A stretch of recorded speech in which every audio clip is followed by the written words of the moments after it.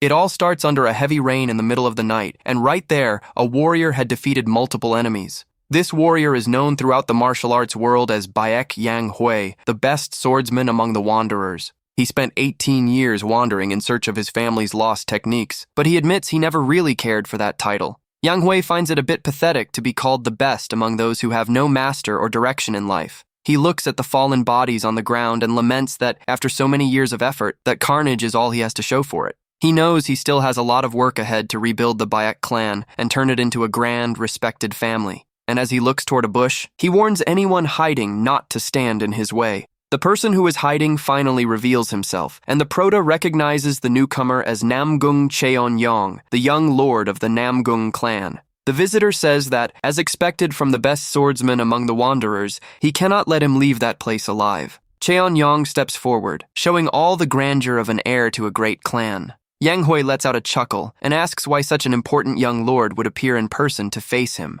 Cheonyong looks at all the carnage around them and acknowledges that Yang Hui used simple techniques to reach the transcendental realm and even touch the level of a divine art. Then, Cheonyong begins to draw his sword and confesses that he cannot allow him to recover the true arts of the Baek clan and dominate the world. Angry at that constant, relentless pursuit, Yang Hui calls the members of the Namgung clan cowardly fools. Without wasting any time, the swordsman charges forward with everything he has to start the battle. The blades clash with immense force, and Yang Hui questions if this is really how the strongest clan in the world built its reputation. During the rapid exchange of strikes, he yells that today, one of them will have to fall. Cheonyong accepts the challenge and replies coldly that without a doubt, one of them will lose their life right here. Yang Hui smirks sarcastically, saying the young lord has quite a sense of humor. He taunts his enemy, asking if he really thinks he can take him down, and lands a solid kick to Cheonyong's stomach, leaving him completely breathless. Both of them were utterly exhausted, neither of them willing to back down, as any wrong move could mean the end for either of them. The two of them charge at each other to initiate a final clash. The confrontation begins with an explosive clash between their swords. 4 hours pass since the start of that intense duel, and exhaustion begins to take over both of them. They have already exchanged over 1,000 moves without either side giving an inch. The attacks remain swift and lethal, slicing through the air amidst the storm. For several hours, they continue launching dangerous strikes capable of breaking each other's bones. Suddenly, a cry of pain echoes through the night as one of the blades finally finds its target. Yang Hui manages to pierce Cheonyong's chest with a precise and devastating strike. Holding on to the blade stuck in his body, the young lord acknowledges the strength of the legendary wandering swordsman. Coughing up blood, he accepts his defeat and apologizes before his remaining strength completely fades away. The lifeless body of the young lord falls onto the muddy ground, putting a final end to that long confrontation. Yang Hui finds it pathetic that his enemy apologized before passing away, stating that it doesn't erase what he did in the past. He spits out the blood accumulated in his mouth, feeling the full weight of the injuries he sustained. Completely alone and exhausted on the battlefield, he tries to catch his breath while taking deep gasps of air. Even in a weakened state, Yang Hui focuses his mind on the only thing that matters now, which is returning home. He knows he urgently needs to get back to his old family's manor. His ultimate life goal remains restoring the honor of his late father. Leaning on his sword, he falls to his knees on the ground, holding on until the very end to fulfill his promise. Lying on the ground, Yang Hui feels his vision fading to black and desperately thinks that he cannot collapse here, as he needs to get home quickly. In his final moments, he mentally apologizes to his siblings and his beloved father for not being able to hold out longer. He deeply regrets leaving without fulfilling his father's dream of turning the Baek clan into a legendary and respected family. Suddenly, a mysterious voice echoes saying that, because he defied fate, his journey will be corrected and he will be allowed to return to the beginning. With a dramatic startle, Yang Hui opens his eyes in shock and realizes his vision has completely changed. He looks around, utterly dazed, unable to comprehend what is happening to his own body. He lets out a confused whisper upon noticing the presence of a man standing right beside him. Looking at the massive wooden gate in front of him, he realizes in total shock that he is back at the old Baek family manor. While trying to understand how he came back to life, he hears the man say that he will call him Yang Hui and hopes his life will be bright. Yang Hui freezes, staring intently at the face of the person speaking to him in such a warm and affectionate manner. The man smiles warmly and introduces himself as Baek Murim, saying that from that day on, he will be his father. He encourages the boy to try calling him father, but little Yang Hui can only express complete confusion. The young Prota emotionally realizes that this is truly his adoptive father on the exact day he welcomed him into the family. He wonders if this is just a dream or a sequence of memories before passing away, but his father's gentle voice assures him that everything is real. His father places his hands on the boy's shoulders and gently asks him to open his eyes and look forward. He presents the Baek Manor as the boy's new home, where several people await him with welcoming smiles. A beautiful woman approaches, asking if her husband is truly going to adopt the child, and Yang Hui recognizes her as his mother in her youth. A boy with folded arms questions if that is his new older brother, making Yang Hui identify his brother Hyun-so. A little girl cheerfully celebrates the arrival of another brother, and he notices that even his youngest sister, Yeon, has become a child again. Faced with that entire family scene, Yang Hui finally understands that somehow, unbelievably, he has traveled back to the past. The wind blows gently through the bamboo leaves in the garden, bringing a sense of peace and a fresh start. The mysterious divine message confirms that the cycle of destiny has changed and that he should move forward as he sees fit. Yang Hui lets out a deep sigh as he realizes the magnitude of the opportunity he just received from fate. He looks at his father's warm smile and decides he will not waste this new chance to rewrite his story. Looking at his mother and siblings, he clenches his fists with determination and vows that this time he will protect all of these people. He promises himself that he will use everything he knows to turn the Baek Manor into the most powerful clan in the entire world. He affectionately looks at his mother in her youth, as well as his younger siblings who are still in their childhood. He also contemplates his healthy father alongside the loyal general manager Han, all alive and well right before his eyes. Yang Hui smiles as he confirms that he has truly returned in time to when he was only 8 years old. He clenches his fist tightly, knowing that this is his big chance to change the tragic fate of everyone he loves. Using martial arts and knowledge of the future, he plans to raise the reputation of the Baek family to the top of the world. However, the peaceful moment is broken when a strange noise coming from the gate catches everyone's attention. The sound of heavy footsteps rapidly approaches the main entrance, indicating that someone is arriving. Suddenly, the gate of the manor is completely destroyed by a violent impact, startling the family. Yang Hui's father steps in front of everyone protectively and angrily demands to know who dared to invade their place. Several armed men emerge from the dust cloud caused by the destruction of the property's entrance. A warrior with an intimidating posture steps heavily onto the ground and mockingly asks if this is the Baek Manor. The intruder introduces himself as Gu-ak from the Red Bridge sect, stating that he came to collect a debt of blood from the master of the manor. Upon spotting the man with the huge axe, Yang Hui immediately recognizes him as Gu-ak, the feared blood axe. Gu-ak shouts in the middle of the courtyard that he came to settle scores with Baek Murim, making fun of his reputation as a righteous man. He accuses Yang Hui's father of destroying the Black Silk faction that very day and tells him not to play innocent. Confused by the accusations, Murim asks what that criminal means by an alleged debt of blood. He argues that the faction was involved in human trafficking and illegal trade, and that taking them down was simply a necessary act of justice. Gu-ak fires back furiously, explaining that the faction was under his sect's protection and that attacking them was the same as insulting him directly. His henchmen smirk mockingly and demand generous financial compensation to make up for the losses. Murim is extremely shocked by the audacity and lack of character of those out-of-line mercenaries. Watching everything in silence, Yang Hui remembers perfectly that this was the day the ruin of his family began. He remembers that in his past life, his father ended up severely injured after a violent clash with that sect. On top of his father's severe injury, the few resources the family owned were completely ransacked by the criminals. Because of this, the prestige of the Baek Manor plummeted quickly, initiating a long phase of decline and poverty. Clenching his fist with force, Yang Hui decides that this time he won't just stand around accepting the humiliation. He steps in front of his father, saying he wants to repay the kindness of being welcomed into the family. His father gets worried and tells the boy to step back immediately, while the invading leader just watches the boy with disdain. Concerned for his adopted son's well-being, the father fears the boy might end up getting seriously hurt. Even so, Yang Hui tells his father not to worry, leaving him confused as to whether the little guy actually has a plan in mind. He turns around with a smile, saying that even a beggar knows how to survive on the streets, and asks his father to trust him. Yang Hui keeps walking calmly toward the enemies, telling his father once more to stay calm. The young swordsman fixes his gaze on the invading leader, swearing that in this new life he will never repeat the mistakes of the past. He is completely determined not to let the failures and frustrations of his previous life happen again. Adopting a gentle posture, he puts his hands together and greets the leader in an extremely cheerful way, calling him Brother Gu. Seeing the boy's friendly reaction, his father and the general manager are left completely speechless and full of doubt. The rest of the family also watches the scene from a distance with shocked expressions, unable to understand why the boy is being so nice. The big guy gets annoyed and asks if the kid is messing with him, pointing out that he is already 30 years old and old enough to be his dad. Yang Hui compliments the man, saying he looks very young and handsome, making the tough guy change his stance and puff up with pride. The henchmen find the situation funny, whispering that the boss actually believed the compliment even though he looks way older. Sensing the chatter behind him, the leader turns around furious with a threatening look to find out what his men are saying.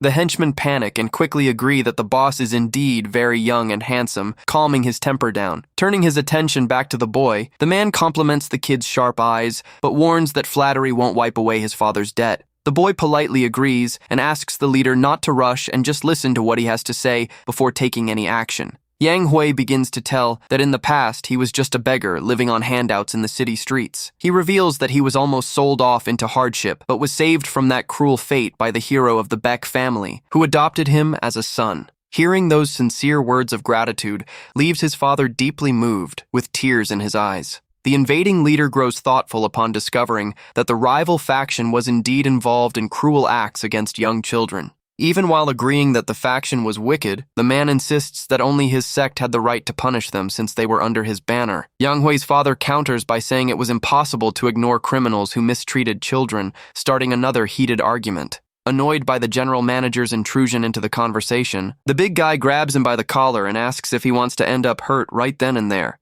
The manager begs for his life, while the boy's father desperately tries to intervene to prevent a tragedy in the courtyard. Showing no fear at all of the tense situation, Yang Hui approaches the criminal leader with a remarkably calm expression. With a mysterious smile on his face, the boy suggests they make a friendly deal to resolve that situation. He proposes trading extremely valuable information in exchange for forgiving that alleged blood debt of the Bayek family. The man finds the boy's audacity funny, commenting that the kid has been brave and cheerful since the beginning of their encounter. He lets go of the manager and challenges the boy to speak up, promising to call him Big Brother if the information is actually useful to them. Little Yang Hui's expression suddenly turns very serious and focused before he begins to speak. The leader steps closer and threatens the boy in an intimidating tone, warning that he won't tolerate lies or foolish jokes. Maintaining his composure, the young Prota confidently assures that a man of honor would never speak empty or deceitful words. He asks the leader to step a bit away from his men, claiming that the information he is about to give shouldn't be heard by anyone else.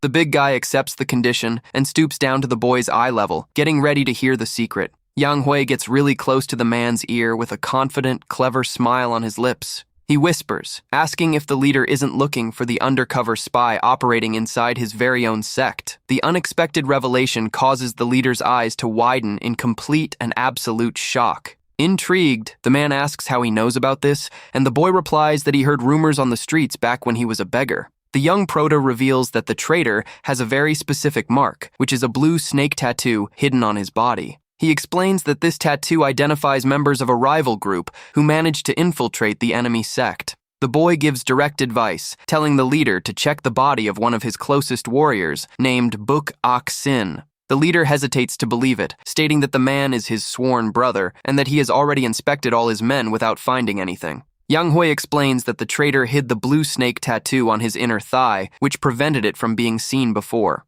Faced with such precise and specific details, the leader is left speechless and breaks into a cold sweat over the huge possibility of betrayal. Overcome by overwhelming fury at the thought of his trusted man's betrayal, the warrior grinds his teeth in rage. He shouts Buk Aksin's name at the top of his lungs, drawing the attention of everyone present in the manor's courtyard. The warrior approaches nervously to see what's wrong, and the leader immediately orders him harshly to strip down. The leader furiously demands that the suspect take off all his clothes, including his undergarments, leaving nothing out. The man hesitates, startled by the sudden order, but his boss reinforces that the inspection must be done right there on the spot. All that commotion happens because the spy infiltrated in the sect was none other than the leader's own sworn brother. Running out of patience, the big guy shouts with all his power, telling the traitor to strip down to his underwear. The accused finds himself completely cornered and tense, realizing there is no way to escape that situation anymore. He tries to laugh awkwardly and begs not to be put through such embarrassment in front of all his comrades. The leader stomps his foot hard on the ground, stating that those with a clear conscience have nothing to fear or hide. He shouts again, demanding the man take off his clothes right away, promising he will be the only one looking to spare him the embarrassment. The other members of the group advise their colleague to obey before things get even worse for him. Realizing his secret has been completely exposed, the traitor grinds his teeth in anger and makes a drastic decision. He loses control and charges forward, pushing the guards aside and shouting for everyone to get out of his way once and for all. Seeing that violent reaction, the leader confirms the betrayal and furiously orders them to capture the spy immediately. The spy runs desperately through the courtyard, thinking he needs to escape from there as fast as possible to save his life. Sweat drips down the traitor's face as he tries to find an exit to flee from that deadly fury. However, the leader moves like lightning and catches up to him instantly, grabbing his shoulder with crushing force. The tough guy grins in a terrifying way and warns the traitor that he has zero chance of escaping him. Mercilessly, he begins to beat the traitor right then and there, while the Beck family simply watches all that violence from afar. After the chaos finally comes to an end, the sun shines gently over the Bayek family property. The traitor ends up tied up and covered in bruises, completely dazed after the severe beating he took from his boss. The leader admits defeat and thanks them for the help in capturing the spy, promising to forget the old blood debt. Yang Hui finds amusement in the decisive attitude of the warrior, who takes the opportunity to apologize for all the previous disrespect. However, the boy interrupts him and says they still have a financial matter to resolve. With a clever and friendly smile on his face, little Yang Hui gets ready to explain his claim. He points his finger and says that the favor rendered indeed cleared his family's honor and settled the misunderstanding. But he questions how the group intends to pay for the damage to the gate and the manners sign that were destroyed. On the courtyard floor, the broken pieces of the sign carrying the Beck family name show the destruction caused by the invasion. The boy continues complaining non-stop, saying the manor was left unprotected and vulnerable to robberies and invasions from other factions. Running out of patience for the boy's nagging, the leader hands over a pouch filled with gold coins so they can repair all the damage. Impressed, the father comments to the manager that his adopted boy has proved to be extremely smart and mature for his age. Proud of his move, Yang Hui smiles, knowing full well that his past life experience in the martial world was worth it. The group finally leaves, and the boy silently celebrates the success of his plan to drive the enemies away. The warriors withdraw from the manor peacefully, leaving the family in complete safety. The boy feels extremely happy, realizing he managed to sever all dangerous ties with that violent gang. He celebrates the fact that his father didn't get hurt and realizes he truly managed to alter the course of the future. He clenches his fist with strong determination, focused on changing the destiny of his new life. The boy swears to himself that he will correct every tragedy and suffering he endured in his previous incarnation. His father runs to hug him and thanks his son for resolving that major crisis without anyone getting hurt. The general manager also laughs out loud and celebrates that, besides saving the manor, they even earned a good sum of money. Yang Hui gives an awkward laugh while the rest of the family approaches to celebrate the boy's victory. Thus, at 8 years old, little Beck Yang Hui brilliantly proves his worth to everyone in the clan. After saving everyone from that threat, no one opposes formally accepting him as an official member of the Bayek family anymore. However, not everyone seems happy with the sudden success of the new house member. His younger brother watches him from afar with crossed arms and a rather pouting, jealous expression. The next day, the manor's normal training routine resumes under the morning sunlight. Yang Hui begins the day exercising intensely in the main courtyard, focused on strengthening his young body. He trains in front of wooden targets, preparing himself to refine his combat techniques. The boy throws swift punches and kicks into the air, demonstrating impressive agility for a child his age. Sweat trickles down his face as he pushes himself to the limit, breathing heavily from physical fatigue. He does push-ups on the stone floor, giving no rest to his developing muscles. Yang Hui finishes his sequence with an agile backflip, showing he is determined to regain his past strength. Performing a perfect flip in midair, the boy prepares to finish his acrobatic move with mastery. He lands perfectly on his feet on the courtyard's stone ground, maintaining his balance without any difficulty. He looks at his own hands and celebrates in surprise, realizing that his new physical condition is simply amazing. The boy feels his body light as a feather and notices no signs of chi deviation, which will greatly facilitate his martial progress. In his past life, he had his meridians permanently damaged while trying to train alone, making it hard to control his internal energy. This time, he plans to evolve step by step with patience, when suddenly his father's voice calls out to him for waking up so early. His father approaches with a welcoming smile on his face, bringing along his youngest sister, who watches him curiously. Yang Hui greets his father cheerfully, and the man asks if he managed to sleep well on his first night at the manor. The boy replies excitedly that it was the best sleep of his entire life, leaving his father very pleased with the answer. His father mentions he didn't have time for official introductions the day before and decides to introduce his younger siblings. His brother Heon-so watches everything with an unfriendly expression, while little Yeon-yeon holds a wooden sword. He explains that Heon-so is 7 years old and little Yeon-yeon is only 5, and she quickly runs up excited, calling for her new brother. The little girl praises Yang Hui, saying he was unbelievably awesome for driving away all those bad men the day before. She happily celebrates gaining another cool big brother, drawing a warm smile from Yang Hui.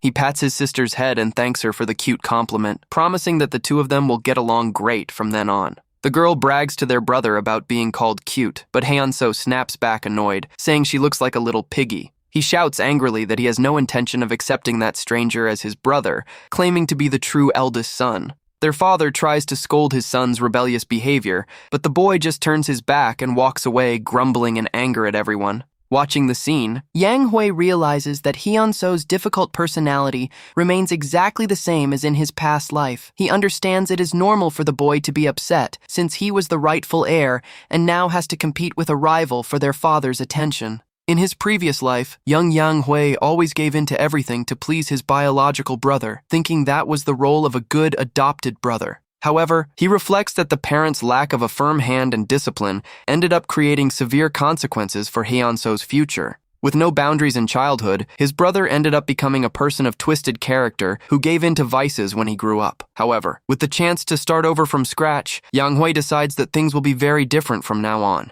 He resolves to correct that arrogant attitude and demands respect, but his brother yells back, saying he is the one and only firstborn there. Their father loses his patience and shouts Heon-so's name to calm the situation down, but Yang Hui places a hand on his arm to stop him. The boy calmly asks his father to wait and not fight with his younger brother during such a tense moment. He argues that Heon-so needs time to get used to the sudden change of having a new family member. Yang Hui knows that scolding him will only make the boy feel even more resentment and anger toward him day by day. He says that living together daily will help build friendly bonds naturally and promises to do his best to get along with him. His father is deeply touched by such maturity from the boy, unaware that Yang Hui is planning a very firm chat alone with him later. He praises his adopted son's mature stance, wishing Heon-so were at least half as well behaved as his brother. From afar, the younger brother bites his lips in rage upon hearing the exaggerated praise their father directs at his rival. Yang Hui realizes that his father's unfair comparison will only serve to feed his brother's hatred for him even more. His father then announces that the two boys will do mandatory physical training together for 2 hours every morning.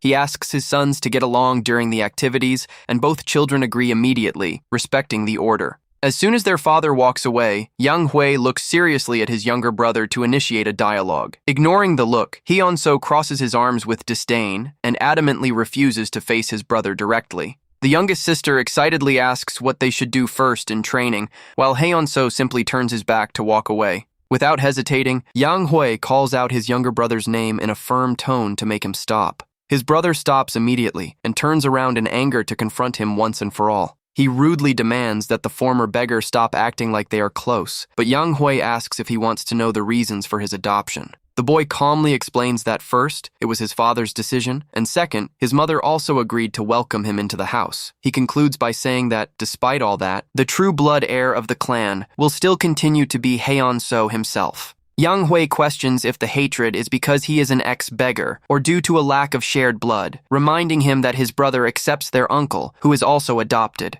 His brother fires back, shouting that their uncle belongs to a prestigious noble clan, making him totally different from a simple street beggar like him. Faced with the younger boy's childish prejudice, the young prota just stares at him with a serious, analytical gaze. Embarrassed by that intimidating silence, Heon-so steps back a bit, grumbling that his brother only knows how to talk about his old life. The boy sighs, disappointed by his brother's arrogance, determined to fix that character flaw before it brings ruin to the clan. He recalls the reckless actions his brother took in the past, wasting his life on reckless living and bad company. Yang Hui remembers that, in his past life, Hyun-soo took over the leadership of the clan, ignored all advice, and ruined the family chasing only pleasure. Looking at the throw-a-fit brother in front of him, he swears to himself that he will never allow the same family tragedy to repeat itself. Suddenly, heavy running footsteps echo through the training courtyard, catching the immediate attention of all the children there. Startled by the fast approach, Hyun-soo steps back, shouting for him to stay away, but Yang Hui knows stubborn kids need a lesson.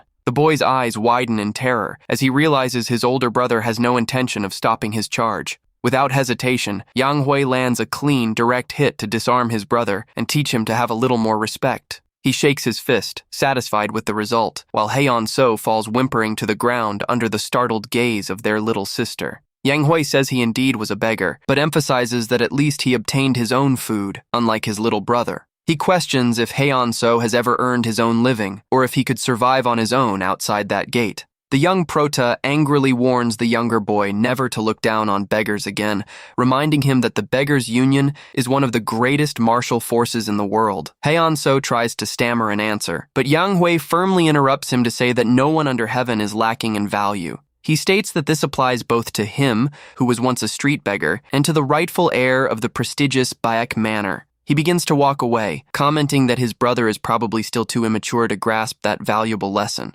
However, right after, the young prota turns around and extends his hand, holding a wooden sword to give the younger boy another chance. Yang Hui challenges Hyun-soo to pick up his wooden weapon from the ground and fight him fairly. He proposes that if the younger boy wins, he will leave the manor, but if he loses, Hyun-soo will have to call him Big Brother forever. Hyun-soo considers the proposal very seriously, weighing the opportunity to kick his unwanted rival out of his house. The younger boy demands that the promise be kept without excuses, reminding him that a real man's word is worth more than gold. The little sister gets super excited about the challenge and starts cheering happily for the clash between her two brothers. She shouts that she will support whoever comes out victorious, while both boys step back to take their positions with their wooden swords. They plant their feet firmly on the dirt floor and focus to begin the decisive training showdown. Yang Hui knows that to break the pride of someone arrogant, one must demonstrate overwhelming and indisputable superiority. Hyun-soo lets out a scoff and adjusts his grip on his wooden weapon, confident that he will walk away victorious.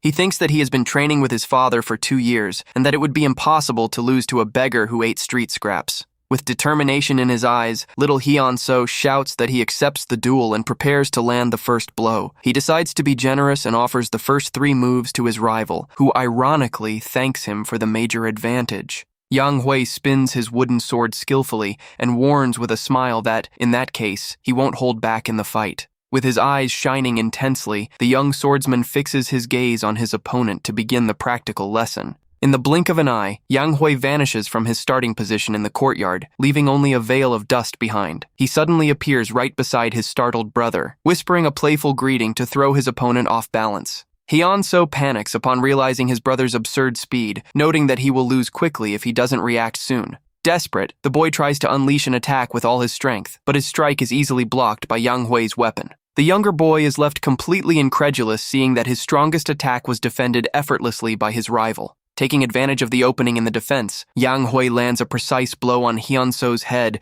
with his wooden sword. Hyun-soo falls to the ground in pain, and Yang Hui mocks him for attacking even after promising to give the first moves as an advantage. The older brother shows a mischievous smile, reminding him that they still have plenty of time to continue that honest chat. Whimpering in pain and anger, Hyun-soo rubs his head and angrily shouts, asking where all that strength and speed came from. He calls him a coward for attacking by surprise, but Yang Hui replies with a smile that excuses like that wouldn't save anyone in a real battle. The younger boy feels a shiver of terror run down his spine as he meets the relentless gaze of his opponent. Giving no time for rest, Yang Hui initiates a swift sequence of wooden strikes under the excited gaze of their little sister. Little Yeonyeon watches everything, jumping for joy, ready to announce the big winner of that contest. She cheers enthusiastically for Yang Hui, while the younger brother lies completely knocked out and defeated on the ground. Yang Hui shows a victorious smile, satisfied to have finally established the necessary hierarchy between the brothers. He acknowledges that, despite his arrogance, the little heir fought bravely and didn't let go of his sword until the very last second. He makes a mental promise to his father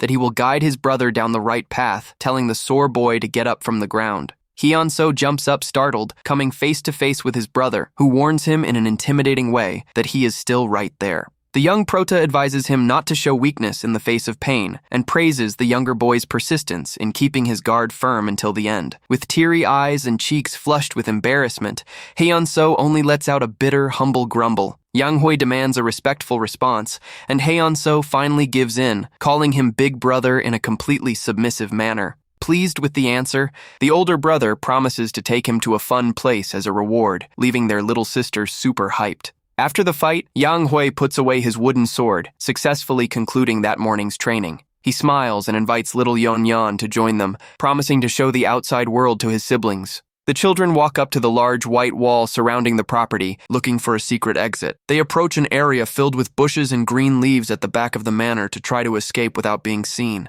The youngest girl is the first to squeeze through, emerging on the other side coughing because of the dust and leaves on her face. Hyun-soo watches everything sitting on the ground, while the older brother asks his sister to make room for the other to pass. The younger brother passes through the bushes right after, complaining heavily about being completely covered in dirt. Sore all over, Hyun-soo cries and rubs his eyes, while his little sister laughs at his situation under Yang-hoi's watchful eye. Yang-hoi extends his hand to help his brother up, teasing that they look like kids who were raised way too sheltered. Hyun-soo complains about using such a dirty passage, but their little sister says she finds it fun, and the older brother laughs at the whole situation. He says he planned the outing because he heard they hadn't been out in months, but the youngest girl asks worriedly if he has money. With a clever smile on his face, Yang-hoi builds mystery and prepares to reveal the money he managed to save. He shows a pouch full of coins he secretly took from the invaders the day before, making his little sister excited to buy sweets. Hyun-soo shows concern for the safety of the outing, warning that the county is famous for having dangerous black market gangs.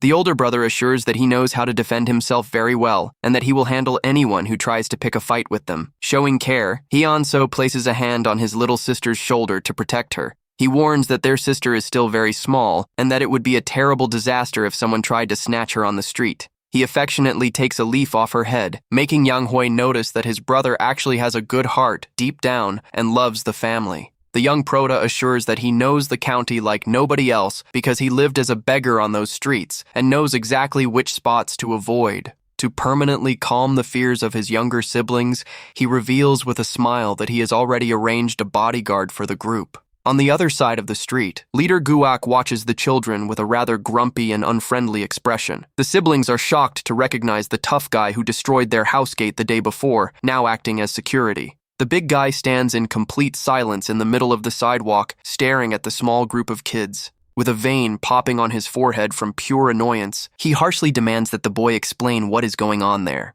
The warrior indignantly wonders why on earth he agreed to serve as a babysitter for 3 kids in the middle of the city. Yang-hoi laughs and reminds him that the man promised to call him Big Brother if the tip he gave about the spy worked out. The man hesitates in silence upon remembering the promise he made, knowing that an honorable warrior doesn't go back on his word. The boy asks if he prefers calling him Big Brother or simply fulfilling the agreement to protect them during the day. He makes a cute, pleading face to convince the big guy to accept the task of watching over the kids on the outing. Left with no way out and quite embarrassed, the tough guy tries to hide his nervousness under the boy's pleading look. He finally agrees to protect the group, and the scene shifts to the bustling street market filled with people. The group walks peacefully through the festive crowd, moving between the various market stalls. They pass in front of a shop selling delicious caramelized fruit skewers that catch the little sister's eye. The children are amazed by the beauty and colorfulness of the goods offered in the market shops. The girl asks for sweets, and the older brother readily agrees, telling her she can pick whatever she wants. She happily runs to buy the treats, while the makeshift bodyguard tells the little girl not to wander too far. Nearby, a grill emits smoke as delicious meat skewers sizzle over charcoal with a mouth-watering aroma. Hyun-soo stares at the food with his mouth watering, but tries to hide his craving in front of his adopted older brother. Surprising the younger boy, Yang-hoi appears at his side holding a freshly grilled meat skewer and hands it to him. Astonished by the gesture, the boy asks how his brother knew he preferred savory food over sweets, and Yang-hoi just smiles. He replies affectionately that he noticed because his brother couldn't stop sneaking glances at the barbecue stall. The older brother encourages Hyun-soo to eat up while it's hot, leaving the younger boy deeply touched and flustered. Hyun-soo eagerly bites into the juicy meat skewer, delighting in the flavor of the surprise snack. The boy happily chews the tasty food, while his adopted brother watches him, pleased to see their bond growing. He praises the flavor of the food, and the little sister celebrates from afar, saying everything tastes better when their big brother buys it.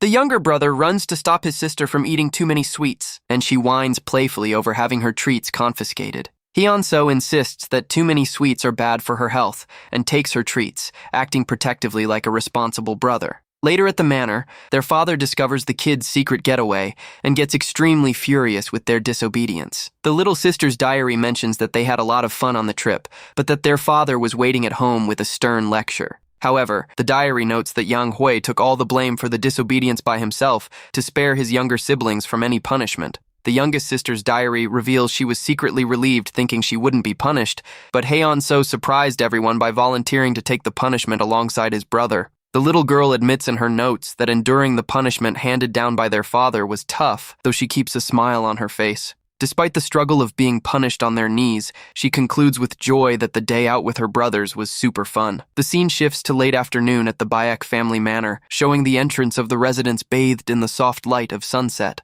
The twilight sky stretches over the region, accompanied by distant sounds of commotion coming from the surroundings. With a warm smile, Yang Hui appears to meet the warrior, cheerfully calling him Brother Guak, who was peacefully eating a bowl of noodles, nearly chokes in shock and annoyance when he sees the boy suddenly show up. The warrior stares at the boy crouching in front of him, surrounded by a friendly vibe, unable to understand his unexpected presence. Quite startled by the surprise appearance, Guak harshly questions why the boy is back there again. While Yang Hui jokes that he only came because he missed him and takes the chance to ask for a bowl of noodles, Guak shows annoyance and demands to know what he really wants.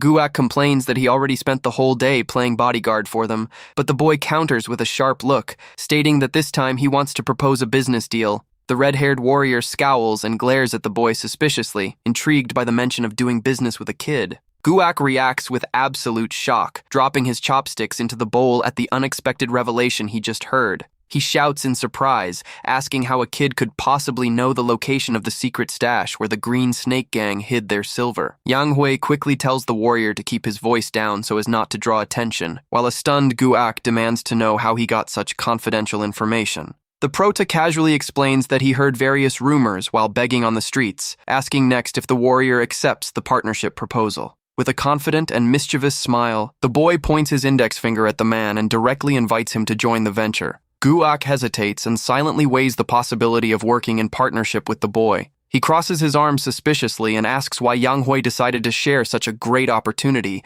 instead of keeping all the profit for himself. Yang Hui warmly replies that he did it because he wanted to get closer to Guak, praising the warrior's stellar character. Guak is surprised and comments that people usually call him handsome, but never of good character, to which the boy counters that his moral nature even surpasses his physical looks. Dropping the playful tone, Yang Hui adopts a serious expression and reveals that he actually heard a rumor about the warrior's personal life. The boy slowly stirs the broth in his noodle bowl before continuing the conversation. With a sharp gaze, the boy mentions the fact that the sixth son of the Red Bridge sect leader doesn't have an official wife. The prota pushes the topic further, noting that despite this, the warrior preferred to take in a concubine first, leaving Guak deeply shaken. A dark aura surrounds Guak, who stands up and calls the boy in a serious, intimidating tone of voice. The red-haired warrior firmly warns that he is far from being a saint when provoked. With an angry face, he makes it clear that his patience with the boy's meddling has reached its limit.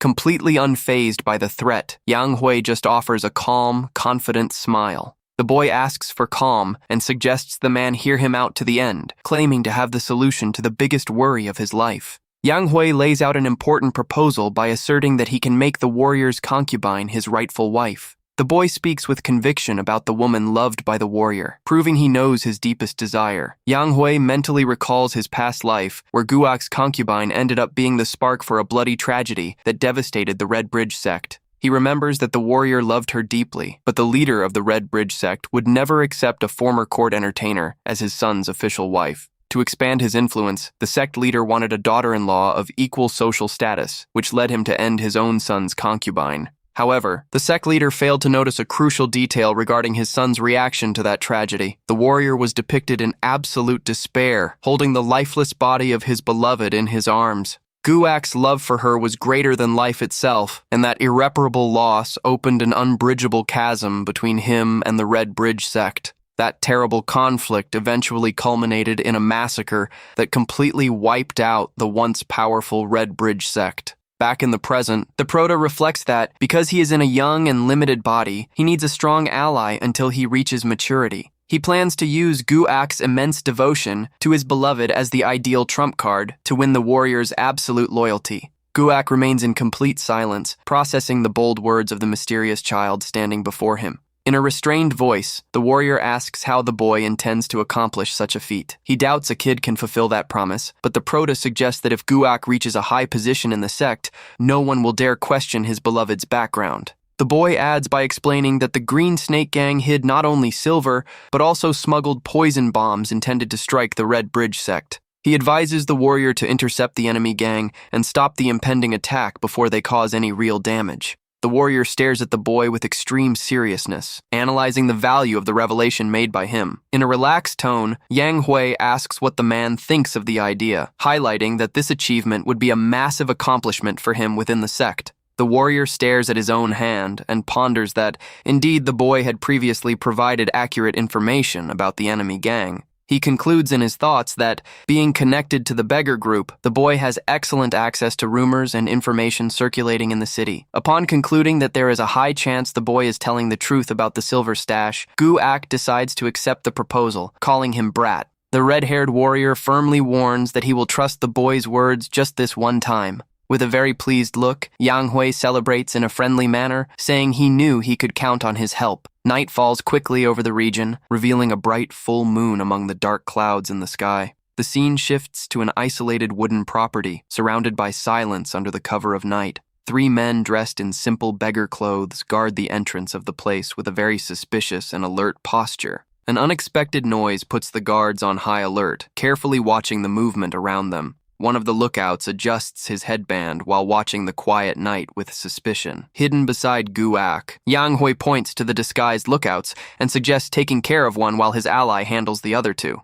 Guak replies confidently that he can easily subdue the opponents, but questions if the boy actually has any martial knowledge to face the 3rd guard. In response to the question, the boy merely displays a few small dark stones he subtly holds in his hand. With a clever smile, Yang Hui points to his own temple and advises the big guy to use his brain instead of just physical strength on missions like this. Unaware of the danger lurking in the shadows, the lookouts yawn from fatigue during their tedious guard shift. One of the men hears a call and turns around intrigued to see who is approaching in the dark. Yang Hui comes running and shouting dramatically while carrying an empty bowl, pretending to be just another scared little beggar. The main lookout scowls in annoyance, bothered by the noisy interruption caused by the child. The man approaches and rudely demands to know how the little beggar managed to pass unnoticed all the way there. He dismissively pushes the boy by the forehead, roughly ordering him to get out of there since it's no place for handouts. Feigning innocence, Yang Hui comments on rumors of strange beggars living there who never go out onto the streets, ironically suggesting they might be too hungry to move. With a big friendly smile, the boy persistently offers a bowl containing dark, suspicious-looking food for them to share. The lookouts immediately cover their noses, showing deep disgust and repulsa at the terrible odor coming from the meal offered by the boy. The guard tells the boy to scram in a hurry, while the Proto feigns surprise at seeing supposed beggars turning down free food. Maintaining his innocent act, the little guy asks if they are actually legitimate beggars. The boy's direct question makes the guards freeze up nervously for a second, realizing the risk of having their cover blown. One of the accomplices quietly whispers to his partner, suggesting they eliminate the boy silently to avoid trouble. However, the other lookout scolds him, telling him not to cause unnecessary commotion and just shoo the child away as soon as possible. The boy's expression changes instantly, revealing a very serious and focused look behind his beggar disguise. Analyzing the enemy's energy flow, Yang Hui realizes they are in the 2nd-class realm, concluding he wouldn't win a direct clash without internal energy. Given that,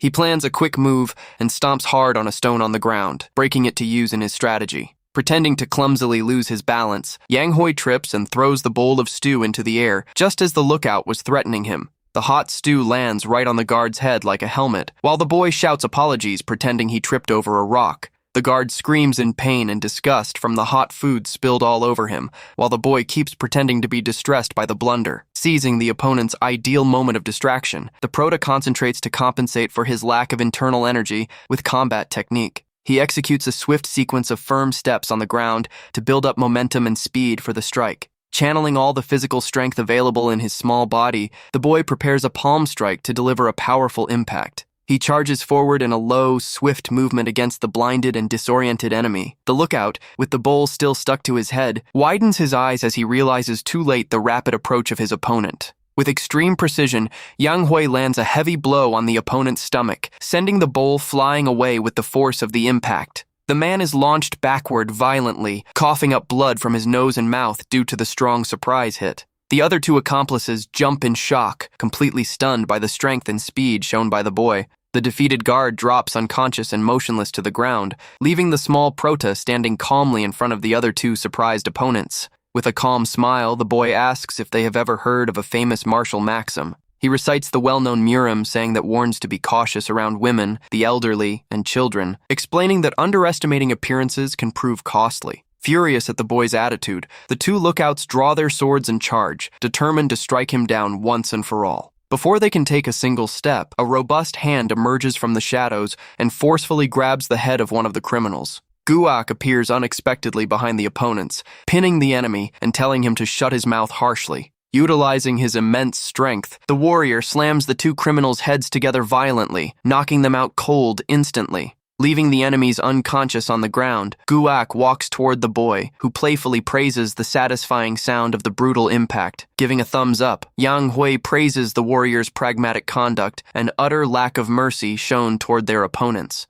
As he wipes his hands, Guak thoughtfully reflects on the fact that the defeated criminals belong to the second class, surprised by his young partner's performance. Guak remains intrigued by the boy, mentally asking himself how experienced lookouts could lose to a child, and if he had consumed some rare spiritual medicine in the past. The scene shifts to the quiet exterior of the wooden shed under the dark night sky. The three green snake men who were guarding the place appear tightly bound to one another on the ground, completely subdued. Guak carefully slides the wooden door of the shed, making it emit a quiet creak as it opens. Stepping into the dark warehouse, the two allies encounter several large wooden crates stacked on top of one another. Impressed by the volume stored there, Guak comments on the massive number of crates, while Yang Hui suggests checking the contents quickly. The warrior watches the boy, who walks ahead with a calm and satisfied expression over the success of the plan. The big guy praises his young partner's actions, highlighting the fact that he defeated an experienced opponent so quickly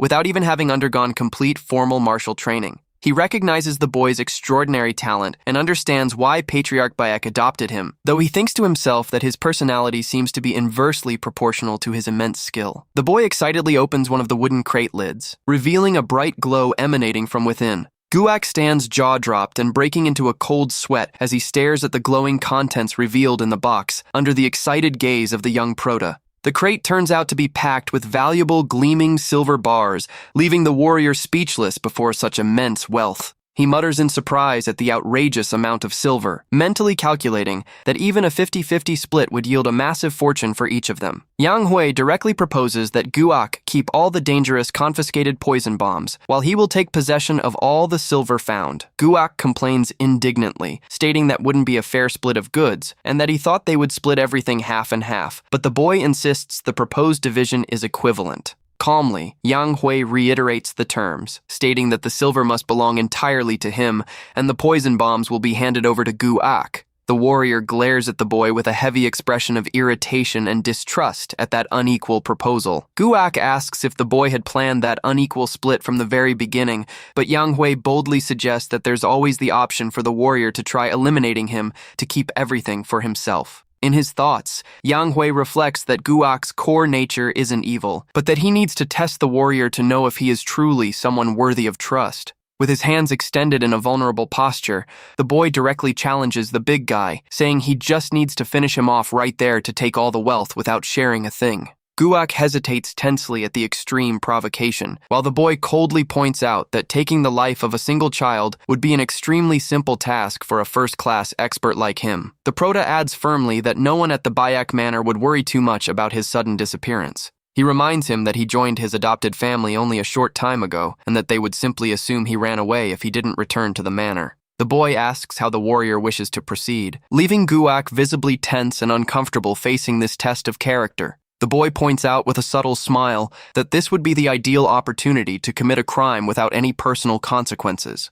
A tense silence hangs over the dark warehouse as the two stare at each other beside the treasure chests. The warrior looks at the boy in silence, deeply irritated by the disturbing audacity shown by that child. Guak reflects that the boy acts completely unrestricted, yet at the same time is capable of easily risking his own life as if it were worth nothing. He associates the boy's bold stance with someone who constantly walks on the sharp edge of a bloody blade. That audacity makes the warrior recall the imposing and persistent presence of a legendary lone warrior from the past. He connects the boy's untamable posture to that of a true wandering warrior who bows to nothing. Guak shakes his head to dismiss those thoughts and regain his composure in the face of that absurd situation. The warrior admits to himself that, for a brief moment, the small boy really gave off the same presence as an experienced swordsman who has lived through it all. With a sigh of defeat, Guak acknowledges that he is being completely manipulated by the child's strategies and agrees to yield all the silver to him.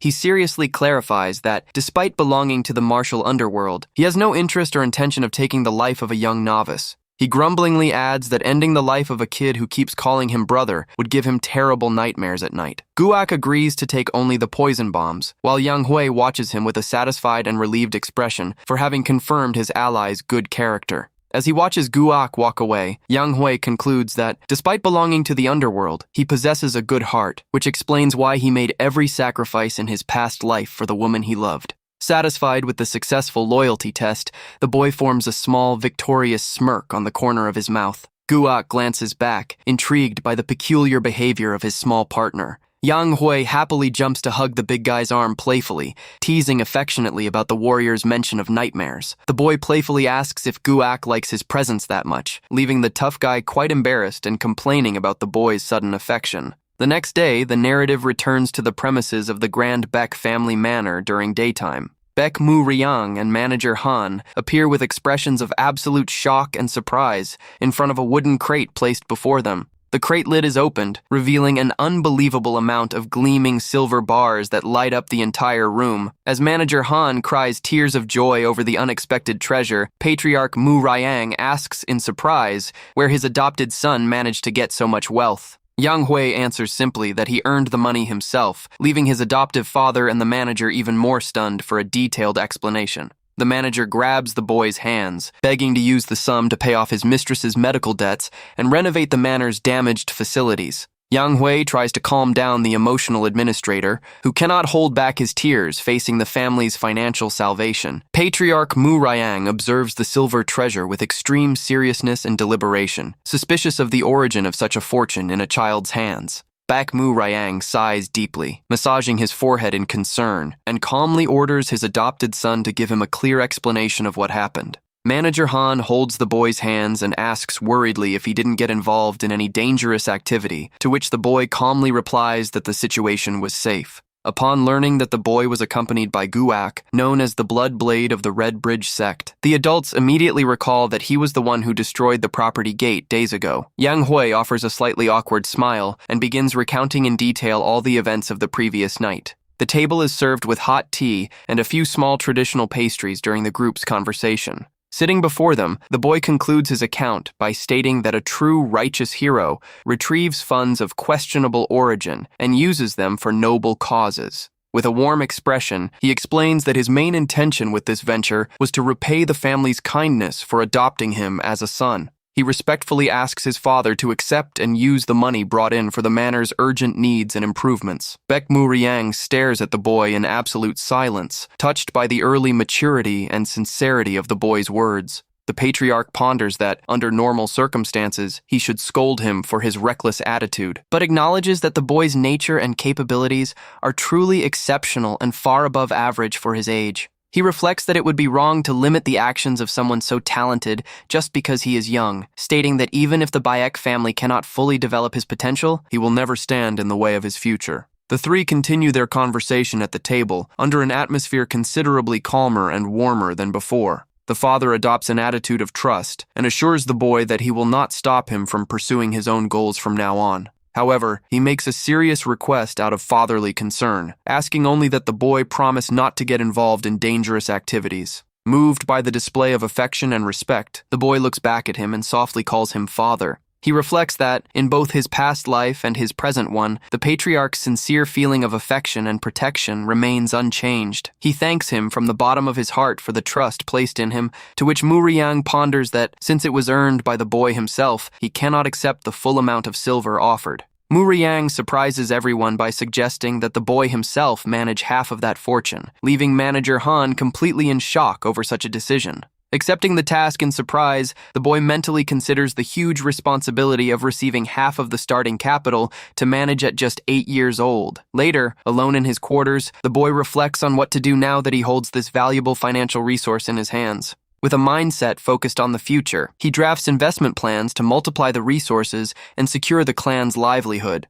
Little Yan Yan quietly peeks through the crack of the door, with her eyes wide open in curiosity about her brother's activities. Seeing her brother concentrated with a calligraphy brush in hand, the youngest sister asks what he is writing with such dedication. He offers the written page for her to read, but the girl innocently reminds him that she doesn't know how to read yet, making the boy realize his oversight. He explains simply that the text is a novel written by him, elaborating that it basically means a very fun story. The girl brightens up as she associates the word with storybooks her mother reads frequently, and the boy reveals he was actually on his way to their mother's quarters. The writing brush is carefully placed back onto the inkstone after finishing the writing work. He holds the manuscript affectionately, planning to ask his mother if the story he created is interesting. A green-covered copy rests on the study table alongside other brushes, indicating the completion of the literary work. The scene displays a beautiful panoramic view of the Grand Manor's outer grounds under the pleasant daytime weather. From inside the quarters, faint sounds of constant coughing echo from one of the rooms of the residence. A woman weakly holds a cloth handkerchief against her lips due to a severe coughing fit.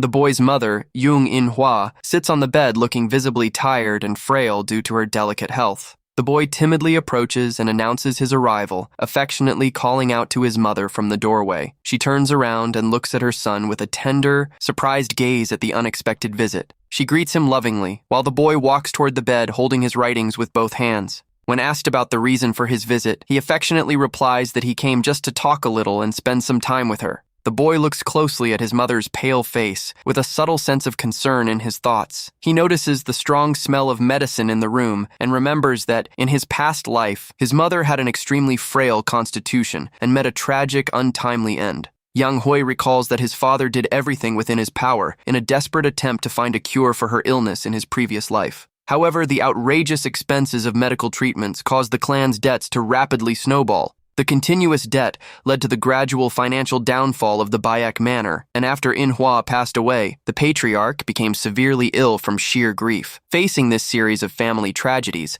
Haeonso strayed from the right path, leading the Prota to conclude that saving the family requires healing his mother first. Firmly, he recognizes that he needs to gather more financial resources to be able to hire the best doctors and acquire proper medications for her. Although he obtained a significant amount from the silver recovered from the criminals, he knows he needs to establish a solid business that brings a steady, reliable income for the family. He breaks the silence and mentions that he learned from his little sister about his mother's love for reading novels, drawing her attention to the papers in his hand. She smiles timidly and says she reads just to pass the time while resting in bed, at which point the boy asks her to evaluate his new creation. He extends the manuscript titled The Bond of Absolute Love, revealing that he wrote the narrative based on various popular stories he heard on the city streets. Extremely surprised by the revelation, his mother widens her eyes and asks if her little son was truly capable of writing a whole novel by himself. With a gentle, confident expression, he patiently waits as his mother begins turning the first pages of his literary creation. Manhwa begins reading through the manuscript attentively, running her fingers delicate and carefully over the handwritten pages by her son. Her eyes widen in complete amazement as she advances through the reading under the subtle glance of the young writer. Speechless at the first lines of the story developed, she tries to speak, but the boy encourages her to read calmly and asks excitedly if the story is fun. After finishing reading the manuscript brought by the boy, she carefully closes the volume on her lap. His mother shows a radiant smile and eyes shining with joy, clearly having been utterly enchanted by the narrative he created. When asked what she thought of the read, she warmly praises the work, stating that the story is amazingly fun and engaging. She confesses she got so absorbed in the reading that she lost track of time, asking with great curiosity where the boy heard such an original plot. The boy brushes it off with a laugh, explaining he merely put together fragments of stories he heard on the streets, though admitting in his thoughts that he plagiarized a popular work that will be a massive hit 15 years in the future. The proto recalls that, in his wandering days before regressing in time, reading this kind of popular novel was his only pastime besides exhausting training routines. Having reread his favorite adventure, action, and justice stories dozens of times in his past life, he still remembers every single word of the text perfectly to reproduce it. Mentally, he apologizes to the original future authors for using their literary creations and asks his mother again what she thought of the plot's potential. The boy directly asks if she believes the book has market potential to be sold, leaving her surprised by his early business mindset. Impressed by the maturity and sharpness shown by her son, she lets out a sigh of amazement at that clever earning opportunity. The boy merely forms a subtle, confident smirk on the corner of his mouth, aware that he took the first step toward the success of his business plan. A messenger on horseback departs hastily from the gates of the Bayak Manor, tasked with delivering an important letter to a traditional bookstore in Namchang. The horse is pulled to a sudden halt upon reaching its destination, making the sound of its horseshoes echo off the stone floor of the outer courtyard. A visitor wearing a large straw hat with a veil mysteriously adjusts the accessory upon arriving before the property's gate. Revealing her face with glasses under her hat, the young woman asks with friendliness and curiosity if this is indeed the residence of the Bayek family. She gazes at the grand facade of the main gate of the Bayek Manor under the gentle blow of a soft breeze on a sunny day. Comically, the visitor takes a deep breath and puffs her cheeks to gather courage before calling out loudly to the residents of the clan. She cheerfully shouts through the gates, asking for the swift rider, stating she came running as soon as she received the letter forwarded by the Namchang bookstore. The manor staff watch the scene from the inner courtyard with extreme surprise and confusion, while the visitor continues to persistently call for the mysterious author. The house administrator appears looking confused and politely asks who she is and who she is actually looking for there, drawing the young woman's attention as she celebrates spotting someone. Mounted on her horse, she directly explains to Bayek Murim that she came after receiving a letter signed by the swift rider, leaving the patriarch completely bewildered by the mention. From atop the manor wall, the two brothers spy on the curious commotion down below, unable to understand the peculiar nickname mentioned by the woman. Yang Hui shows a slight look of nervousness and a cold sweat under Heon-so's attentive, suspicious glare beside him. As the patriarch watches the staff arguing with the young woman who insists on looking for said writer, the visitor suddenly spots Yang Hui and celebrates, saying he finally showed up. Heon-so subtly crosses his arms and directly asks if his adopted older brother got into some kind of trouble again, leaving Yang Hui outraged by the younger boy's dramatic accusation. Heon-so counters seriously, pointing out that there hasn't been a single peaceful day in the residence since his brother arrived, demanding he reflect honestly on his recent actions. He recalls that, on his very first day arriving, his brother somehow confronted and got money from Gu Ak, the feared warrior of the martial underworld known as Bloodblade. Heon-so adds that his brother also demonstrated extremely advanced and mysterious martial skills, the origin of which he knows absolutely nothing about. He further mentions the huge sum of silver confiscated from the Green Snake Gang days ago, while the young Prota tries to defend himself by saying he merely confiscated dirty money from criminals to use for the family's benefit. The younger boy points out that now his brother even wrote a novel that captivated their mother and sister, asking with deep suspicion if he isn't actually an old monster who regressed into a child form. The younger brother's spot-on, unexpected guess makes the Prota break into a cold sweat and tremble nervously under his child disguise. He brushes it off with an awkward laugh, though mentally admitting that, considering his past life, his brother's suspicion makes a lot of sense and shows he is surprisingly sharp. Dropping his previous stern expression, Heon-so sincerely confesses that, in the beginning, he didn't like the idea of suddenly getting an older brother. The older brother observes the younger one attentively, while Heon-so explains that, since their father already had him as a biological son, he didn't understand the need to adopt another member. The boy admits he feared the new member would take all his father's attention, love, and expectations that should have been his originally, making him feel excluded and left out in his own home. The scene focuses on the quiet profiles of the two brothers sharing that rare moment of profound mutual honesty. However, the younger boy reveals that he was soon able to understand the true reality and his adopted brother's good intentions toward the clan. He recalls the exhausting daily training sessions with wooden swords conducted in the inner courtyard of the manor under his brother's command. The youngest sister, Yan, appears crying and complaining about the extreme fatigue caused by the tough training, claiming she can't go on anymore due to exhaustion. Hyunso allows his little sister to end her activities for the day and go rest inside, understandingly recognizing her effort. The group of workers and disciples also wrap up their day's activities exhausted, talking about taking a bath and resting for good. Hyunso pauses his steps upon hearing a strange, rhythmic noise coming from the outer courtyard in the dead of night. Peeking into the courtyard, he is shocked to find Yang Hui training completely alone under the moonlight, executing rapid strikes in the air with quiet determination. The boy continues delivering precise strikes with the wooden sword, focused on refining his movements even during everyone else's rest period. Hyunso watches in shock as his brother continues training exhaustively, despite appearing on the verge of physical collapse, using sandbags tied to his body to increase the training strain. Deciding not to interfere, the younger boy resolves to return to his quarters and go to sleep, assuming his brother will soon wrap up training and come inside to rest as well. The night gives way to a beautiful golden dawn that illuminates the grand mountains around the Baek family property. The next day, Hyunso wakes up refreshed, stretching energetically and considering doing a physical warm-up before starting his morning routine. Opening the wooden door of his quarters subtly, he is surprised to notice there is already training activity in the manor's inner courtyard. He observes from afar a familiar silhouette wielding a sword under the soft orange lighting of dawn. The younger boy is completely stunned to recognize up close that it is Yang Hui, performing his training with deep focus. Hyunso wonders if his brother spent the entire night training without rest, noting incredulously that he is using even more sandbags on his body and wielding a real metal sword. The boy displays a focused, unwavering gaze while executing his complex movements with agility. He delivers a powerful diagonal strike in the air with the real sword, demonstrating high-level precision and technical mastery.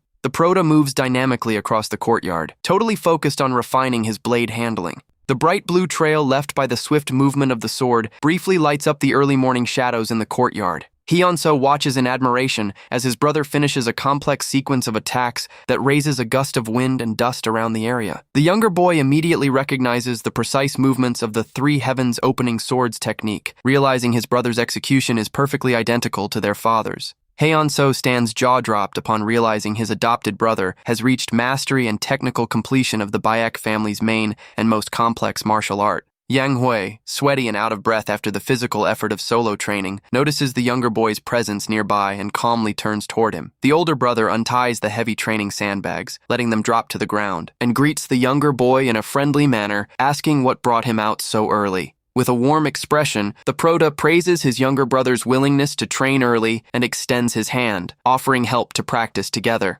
Hyunso hesitates for a brief moment, facing the respectful, generous invitation made by his older adopted brother. He accepts the handshake with determination, proving he has finally accepted him as his true brother and martial arts tutor. Yang Hui promises to guide him step by step until he also masters the family technique, but Hyunso is immediately startled upon feeling the immense weight of the training sandbags handed to him. In his reflections, Hyunso considers that genuine feeling of mutual support and guidance to be the exact definition of how a true older brother should act. The boy admits that lately he feels an immense urge to feel proud of his new family reality in front of all his acquaintances. Quite shy and blushing, the boy confesses to himself the desire to tell people about how lucky he is to have a reliable, protective older brother. The prota looks at the younger boy with a gentle, affectionate smile, pleased to notice his clear, positive shift in behavior and maturity. Yang Hui happily reflects on how Hyunso now calls him brother naturally, something the rebellious, hostile youth of his past life had never done out of pride.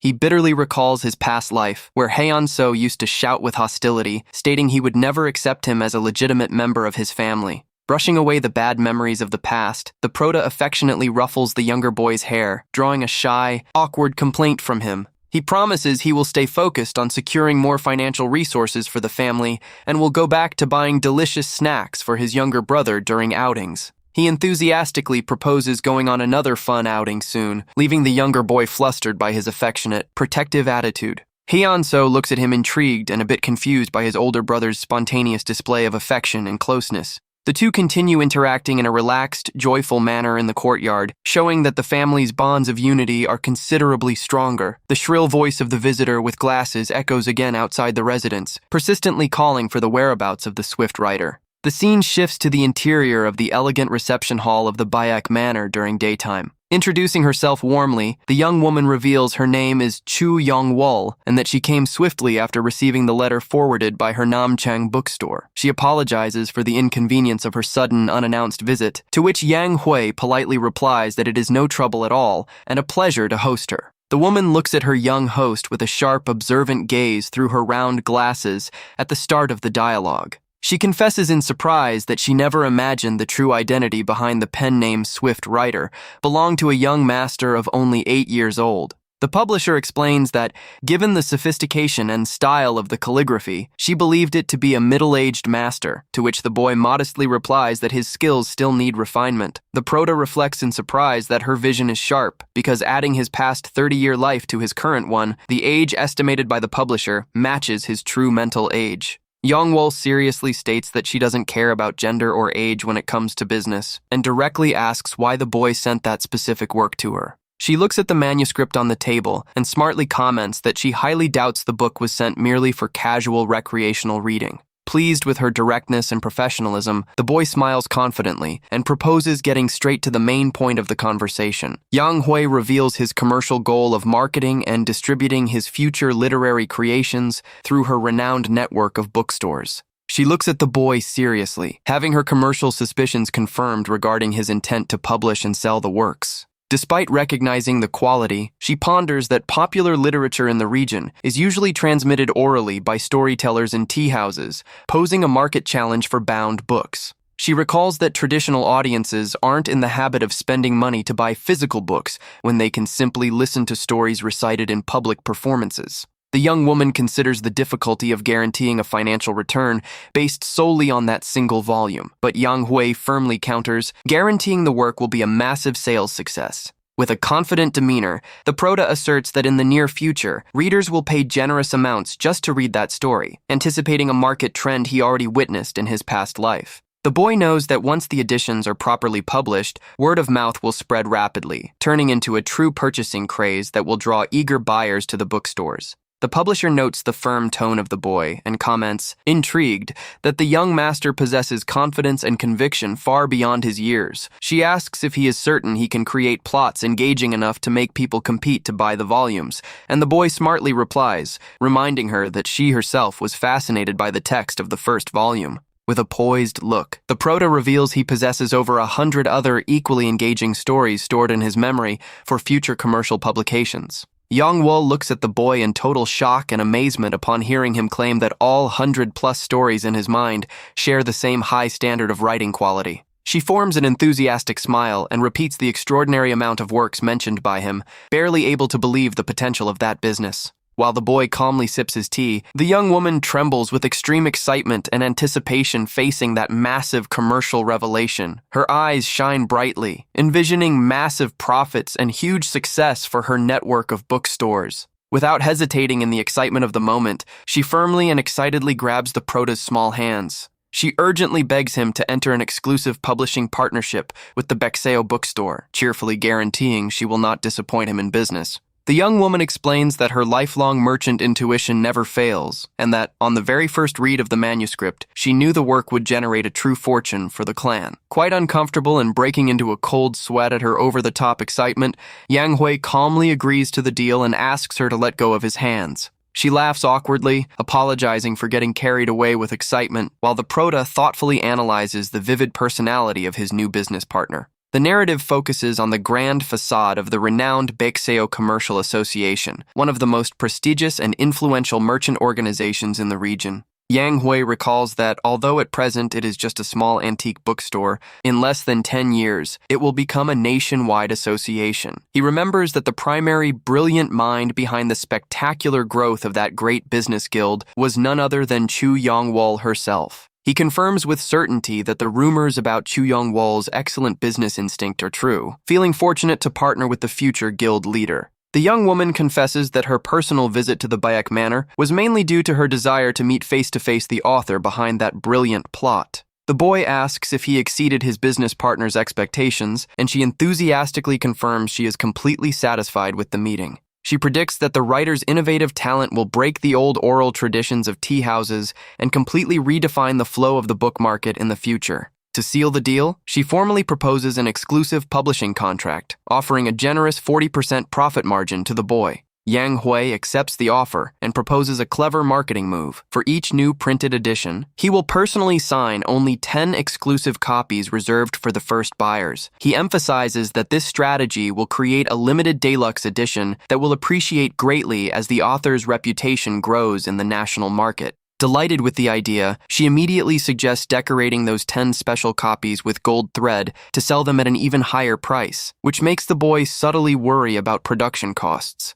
The young woman widens her eyes in shock as she sees the boy place a heavy wooden box on the reception table. The prota opens the lid and reveals the treasure of pure silver, offering to invest about 4,000 taels of silver into her bookstore to jumpstart book production. Faced with the massive sum of 4,000 taels of silver offered by the child, the publisher temporarily loses her breath from sheer shock and disbelief. Totally euphoric over the massive investment received, she hugs the boy tightly and promises to shower him with commercial care and attention from now on. She tries to kiss the boy's cheek in celebration, while he comically complains and tries to squirm out of the tight hug. Yang Hui appears with a serious expression and lipstick marks on his forehead and cheeks under the embarrassed, awkward gaze of manager Han in the background. Cheerful farewells are called out from atop her horse as the young woman promises to bring good news soon to her investor, while the boy rudely tells her to leave quickly. Murim watches the visitor depart and reflectively comments to his adopted son that, in the merchant world, offering such capital instantly transforms how anyone treats you. The prota smiles confidently, affirming to himself that he plans to write a few more works to send to his business partner shortly. She returns the confident look with a friendly gesture, stating she will take care of everything and eagerly awaits the next fun plots he creates.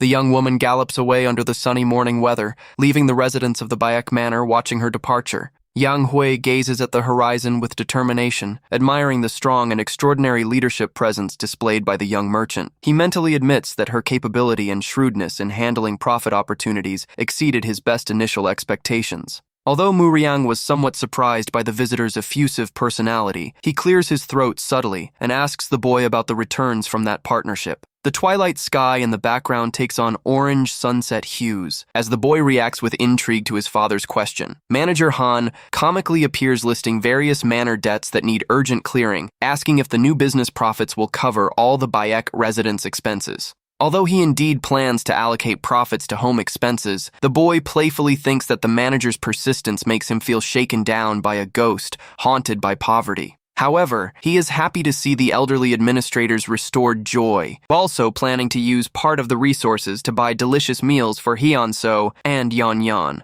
The enthusiastic administrator continues to humorously beg the young master to share his next bold financial strategies with him. A few days after closing the deal, the scene shows Guak placing his heavy hand on Yang Hui's knee in an attitude of impatient demand. The warrior rudely demands answers, reminding him that he waited patiently for days to see the promise of marrying his beloved resolved, yet the boy didn't even show up to give news. Cornered in the middle of the bamboo forest, the boy breaks into a nervous sweat, facing the heavy physical threats made by the big guy in case he lied about the deal. Yang Hui realizes the warrior's patience indeed ran out due to his recent absence from the manor, resulting in his comical abduction to the middle of the woods. The narrative steps back 1 hour in time before the abduction took place, showing the quiet movement of birds flying over the Bayek Manor training courtyards. The training equipment and wooden pillars of the inner courtyard appear under the early morning lighting. Hyun-so appears trembling due to extreme physical effort while trying to lift a heavy stone block tied to ropes for his strength training. He pushes himself to the limit to maintain an upright posture and balance with the heavy stone block suspended in his hands. Sweating from exhaustion and with trembling arms, he calls out to his older brother in extreme tiredness to ask permission to stop. The older brother, accompanied by little Yeon-yeon, firmly supervises his brother's exercises, preventing him from giving up before the set time.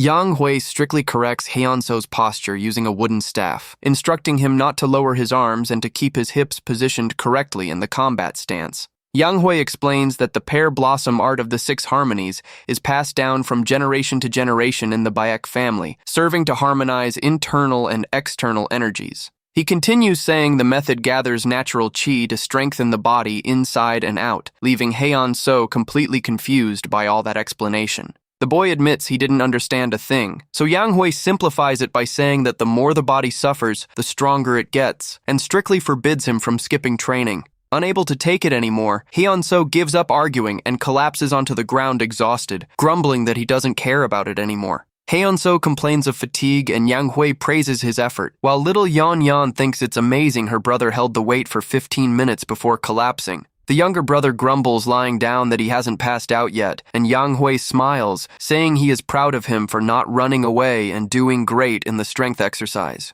Yang Hui sighs and comically thinks that he too desperately needs a break after supervising all that intense training. He sits on a support stone and admits to himself that the training really was quite grueling for all of them. Hyun-soo watches his brother and wonders if he collapsed from exhaustion too, but soon notices Yang Hui isn't even sweating and calls him an absolute monster in his mind. Yang Hui reflects that no matter his vast knowledge, his current body is too young and the lack of physical strength limits his true skills. Suddenly, the boy lets out a dramatic groan of frustration as he bends forward, startling his two younger siblings who were watching him closely. He dramatically laments remembering that his physical body in his past life was completely different from his current one and possessed incredible muscularity. Suddenly, a pair of muscular, imposing legs appears before the boys in the training courtyard, interrupting the moment of lamentation. Yang Hui fondly remembers how he used to have an impressive physique with bulging, well-defined muscles in his former existence. The boy widens his eyes and stands completely paralyzed as he focuses his vision on what just appeared right in front of him at that moment. He enthusiastically points at Gu-ak, saying that was exactly the kind of bulging muscles he was talking about, leaving the warrior confused and clueless about the subject.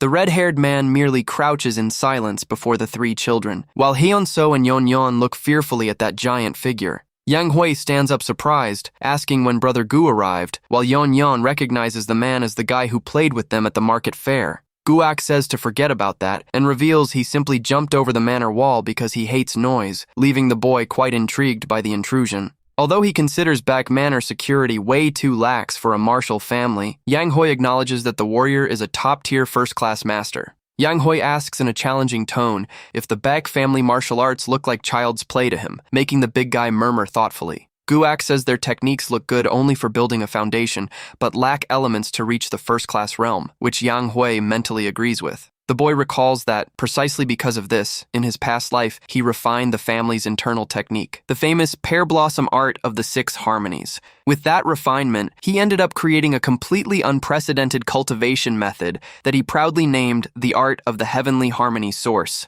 However, back when he returned with that perfected divine technique, the Baek family had already fallen into misfortune and irreversible ruin. He sadly remembers the moment he saw the abandoned ruins of the clan, realizing he had arrived too late to save them in the past. That bitter regret makes him clench his fist tightly as he relives the painful memories of that tragic time. Yang Hui fills with determination, thinking that this time it isn't too late and that he will do everything differently, but Gu-ak interrupts, calling his attention back. The red-haired man smiles terrifyingly, wrapped in a red aura of fury, and intimidatingly warns that the two of them need to go somewhere immediately. The warrior grabs the collar of Yang Hui's clothes, who asks where they are going, but the brute simply tells him to shut his mouth and follow without complaining. The boy lets out a scream of surprise as he is yanked violently by the warrior at an extremely terrifying speed through the air. Yang Hui desperately shouts, asking what he is doing, and Gu-ak angrily complains, thinking the boy is making silly puns with his name.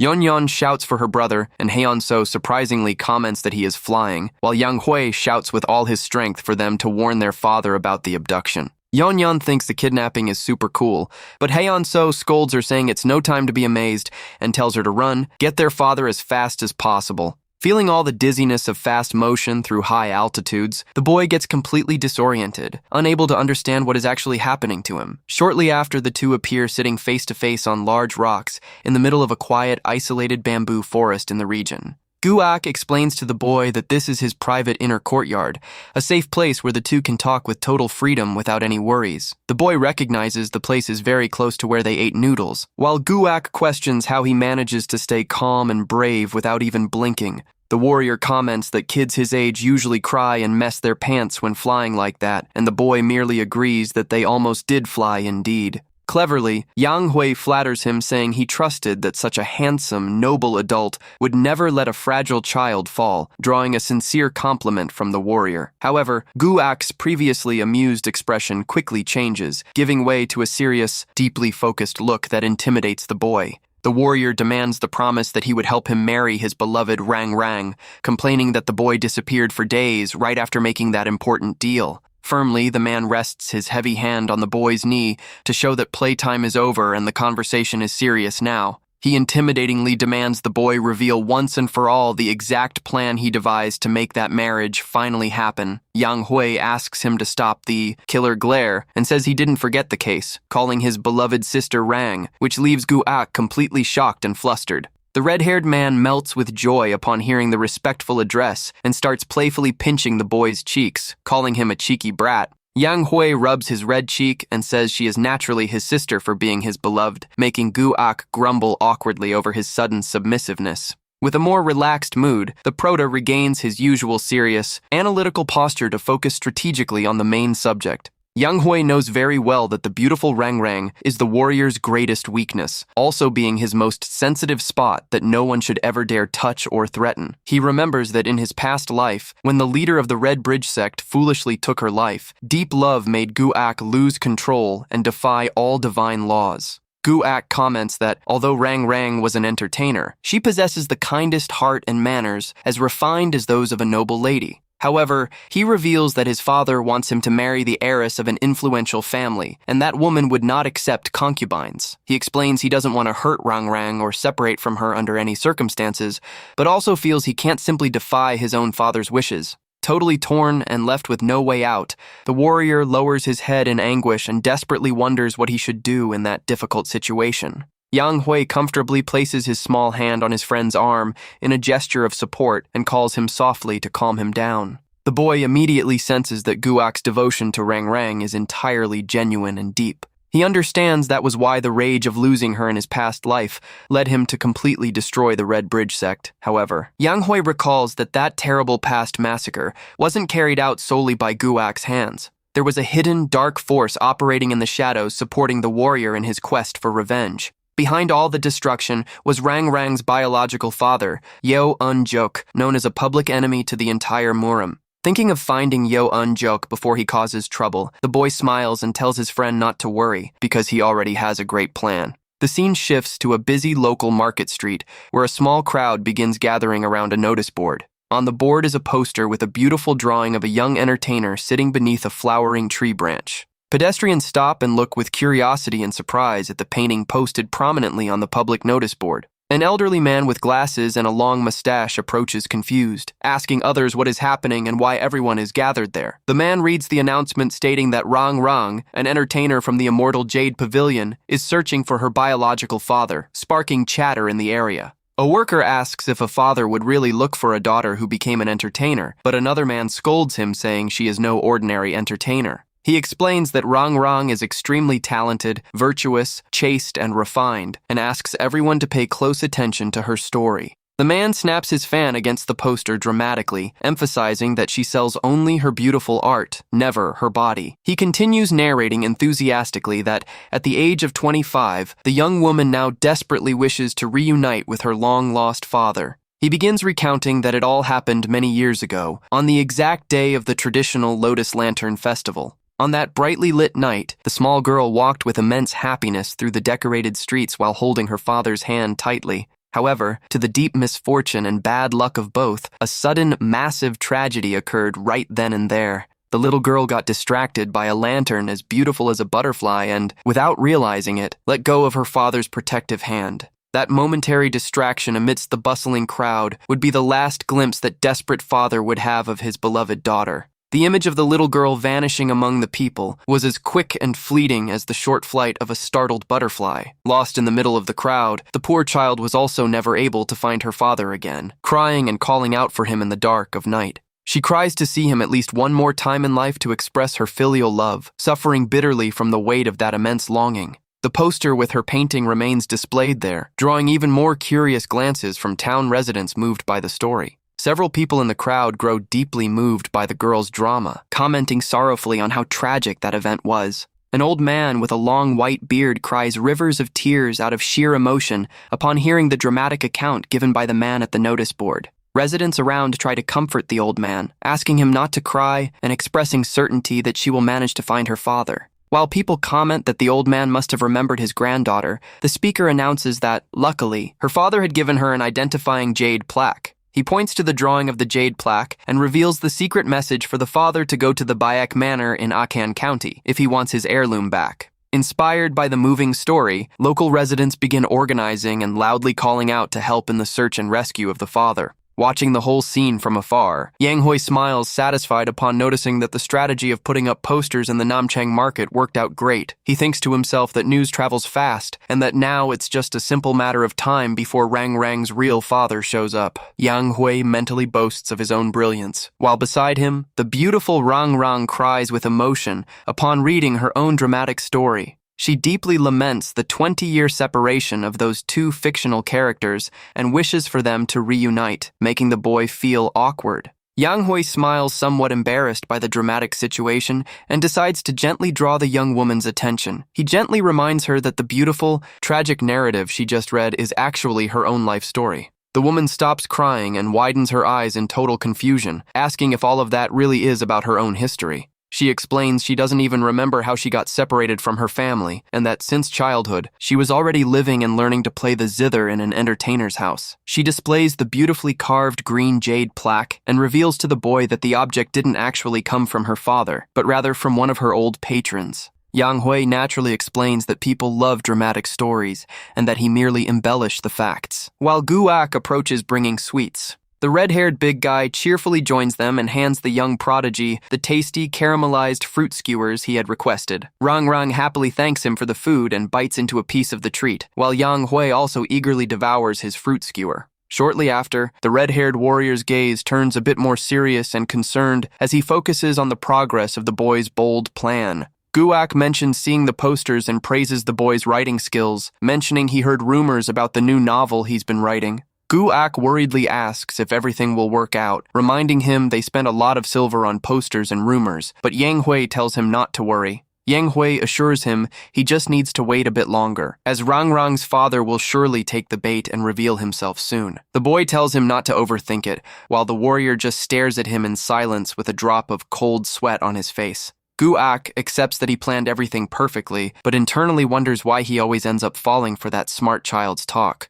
Yang Hui suggests that Rang Rang stay at the Bayek family manor for now, warning that imposters might try to pose as her father if she remains unprotected. He explains that by staying at the Bayek family manor, no scammer will dare approach her, leaving her thoughtful about the sudden invitation. She asks what they should do, and Guak thinks that the threat of imposters is just an excuse, as his real fear is that the sect leader might actually hurt her. Because of that concern, Guak agrees that the boy is right and advises Rang Rang to accept the invitation to temporarily live at their manor. Demonstrating immense trust in her beloved, she nods positively and agrees to go with them without hesitation. She readily accepts the suggestion, saying she fully trusts his word and will gladly accompany him. Night advances quietly, and the famous green jade plaque appears displayed on the table in the dim light of the room. Yang Hui appears alone in his study room, arms crossed, and a serious face as he intently analyzes the valuable artifact. The Prota silently reflects that Rang Rang probably has no idea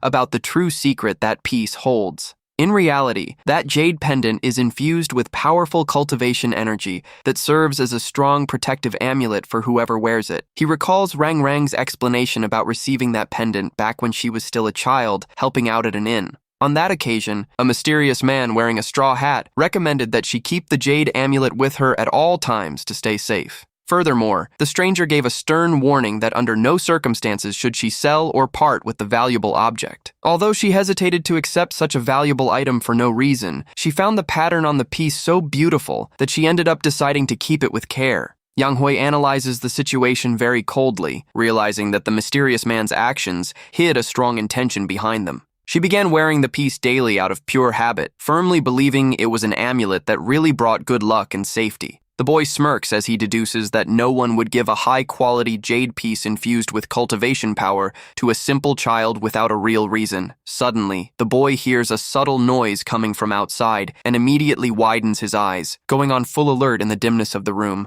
He turns quickly toward the open window overlooking the garden under the night sky, illuminated by a large full moon.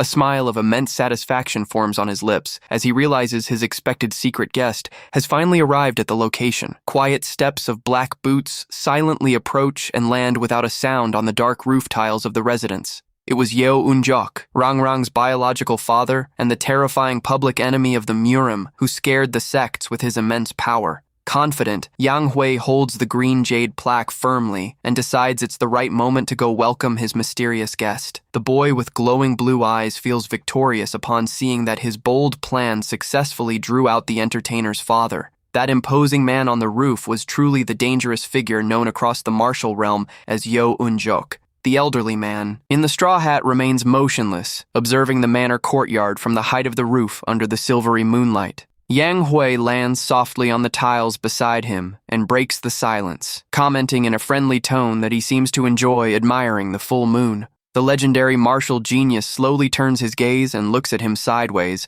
penetratingly and coldly, from under the brim of his hat. Little Yang Hui keeps his hands comfortably behind his back and wears a relaxed smile, showing no fear whatsoever. The elder lets out a light, ironic chuckle and comments that older people usually have trouble sleeping and end up staying awake all night. Then, the old man asks what brings the young master outside in the middle of the night, reminding him that at his age he should be sleeping to grow. With an amused expression, the prota answers in a mysterious tone that there is a very specific reason for his lack of sleep. He raises his hand and dangles the green jade pendant in the air, saying the artifact was vibrating and glowing so much that it kept him awake. The elder stands completely stupefied seeing the object, but the boy asks him not to misunderstand, as he borrowed the piece with her permission. He introduces himself as Baek Yang Hui, adopted son of the Baek Manor, but cleverly adds that the old master surely already knew that before coming. Boldly, the boy asks if he is correct and calls him directly by his code name and real name, the public enemy Yeo Eun-jok. The veteran maintains absolute silence, narrowing his wrinkled eyes as he tries to figure out where that child got so much information.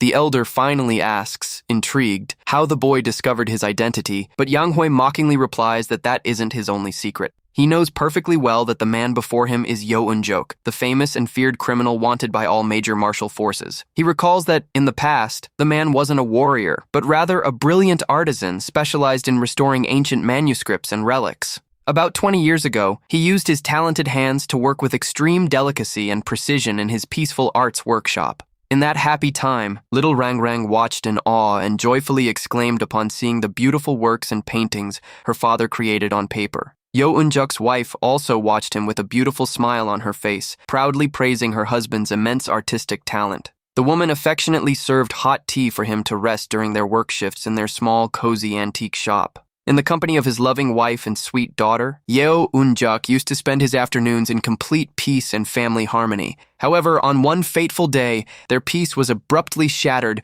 when a robust, aggressive hand slammed hard onto the counter. The threatening man said he heard rumors that his skills were second to none, leaving the modest artisan quite tense and worried. It all started when the Blood Death Union, a Guizhou faction, hired Yeo Eun-jok to create an identical copy of a fake treasure map. Unaware of the faction's real and evil intentions, Yeo Eun-jok accepted the job and drew the map exactly as requested. He focused all his attention on the task, using his immense talent to create a flawless replica without imagining the terrible consequences. Possessing the copy, the Blood Death Union spread the fake map to lure several orthodox warriors straight into a deadly ambush. Completely unaware of the danger, the warriors moved forward without suspecting a thing, walking straight into the clutches of the enemies watching them. Shadowy attackers suddenly leaped out, wielding their weapons with cruel grins, ready to massacre the cornered warriors. Fallen into the trap, the fighters were struck down with no chance of defense, resulting in the tragic death of the young master of the Huangpu clan, one of the 5 great families.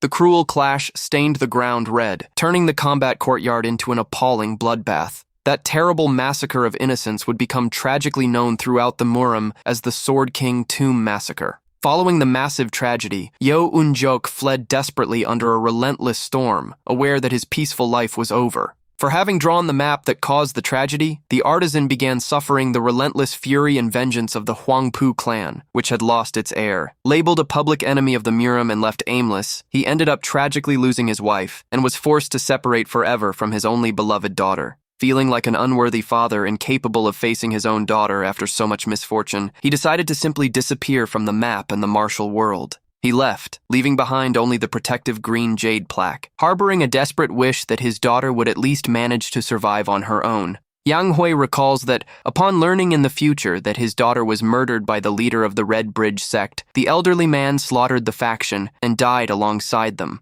However, the Prota fixes a determined gaze and affirms to himself that, in this new chance at life, everyone's destiny will be completely different. He plans to offer Yo Unjok an alliance with the Bayek family and, in return, guarantee that the elder can spend the rest of his days in peace alongside his daughter. The veteran respectfully asks the young master to continue speaking and questions what else about the past he is capable of knowing. The night wind blows gently over the roof tiles, rustling the garments of the two characters as they face each other on the quiet roof. Yang Hui begins explaining in detail everything he discovered, revealing he knows that Rang Rang's beloved is Guak, the valiant son of the Red Bridge sect leader. He adds that the leader of the Red Bridge sect views Rang Rang as an obstacle in his arranged marriage plans and has already set secret plans in motion to eliminate her. The revelation strikes the elder hard, making his eyes widen in pure desperation as he shouts uncontrollably, wanting to know what the boy just said. The man furiously asks if the sect leader actually has the audacity to target his daughter,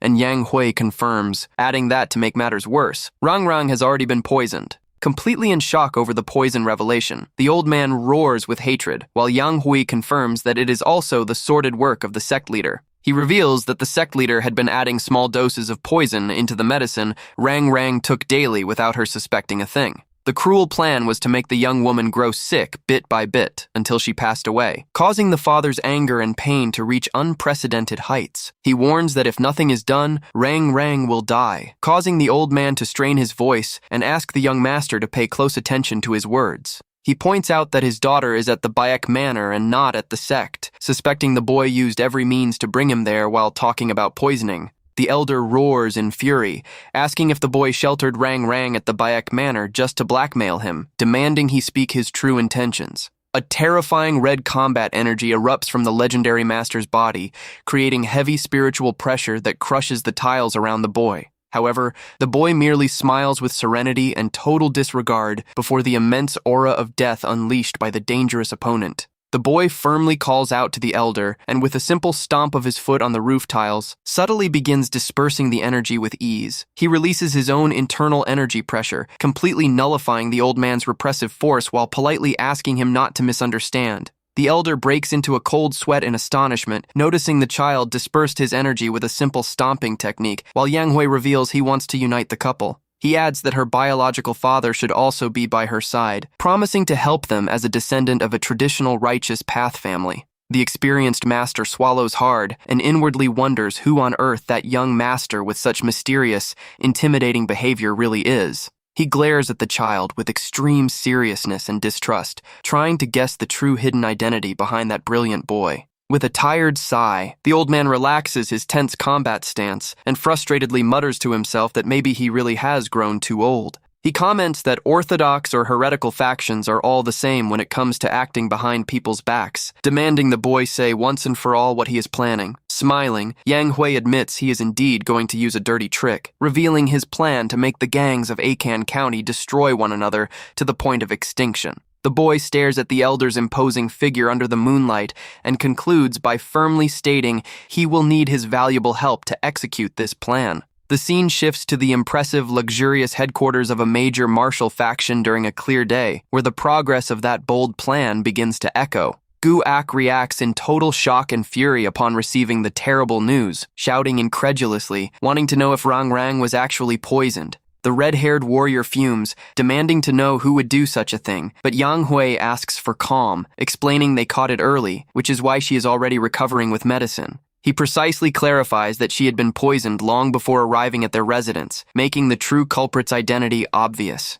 Connecting all the dots in his head, the warrior shudders in horror, his expression contorting in pure pain as he realizes the terrible reality. He grinds his teeth in deep anguish and asks with a trembling voice why on earth his own father would cold-bloodedly try to end the young woman's life. Yang Hui theorizes he wanted to eliminate her quickly, to force Guak's arranged marriage, or perhaps planned to use her as a hostage to control his actions. The young master seriously warns that now is not the time for lamentation and that he needs to act fast, forcing him to make a very difficult choice now. He looks at him intently and warns that the warrior will now have to firmly decide between Rang Rang's safety or loyalty to the Red Bridge sect. With a clenched fist, trembling in rage and pain, the warrior hesitates for a moment before opening up about his situation. He reveals that to leader Gu Cheol-hyo, he is merely a political tool for an arranged marriage with other dark path forces. Gu-ak declares with immense passion that Rang Rang is the only woman in his life and that he simply couldn't live without her by his side.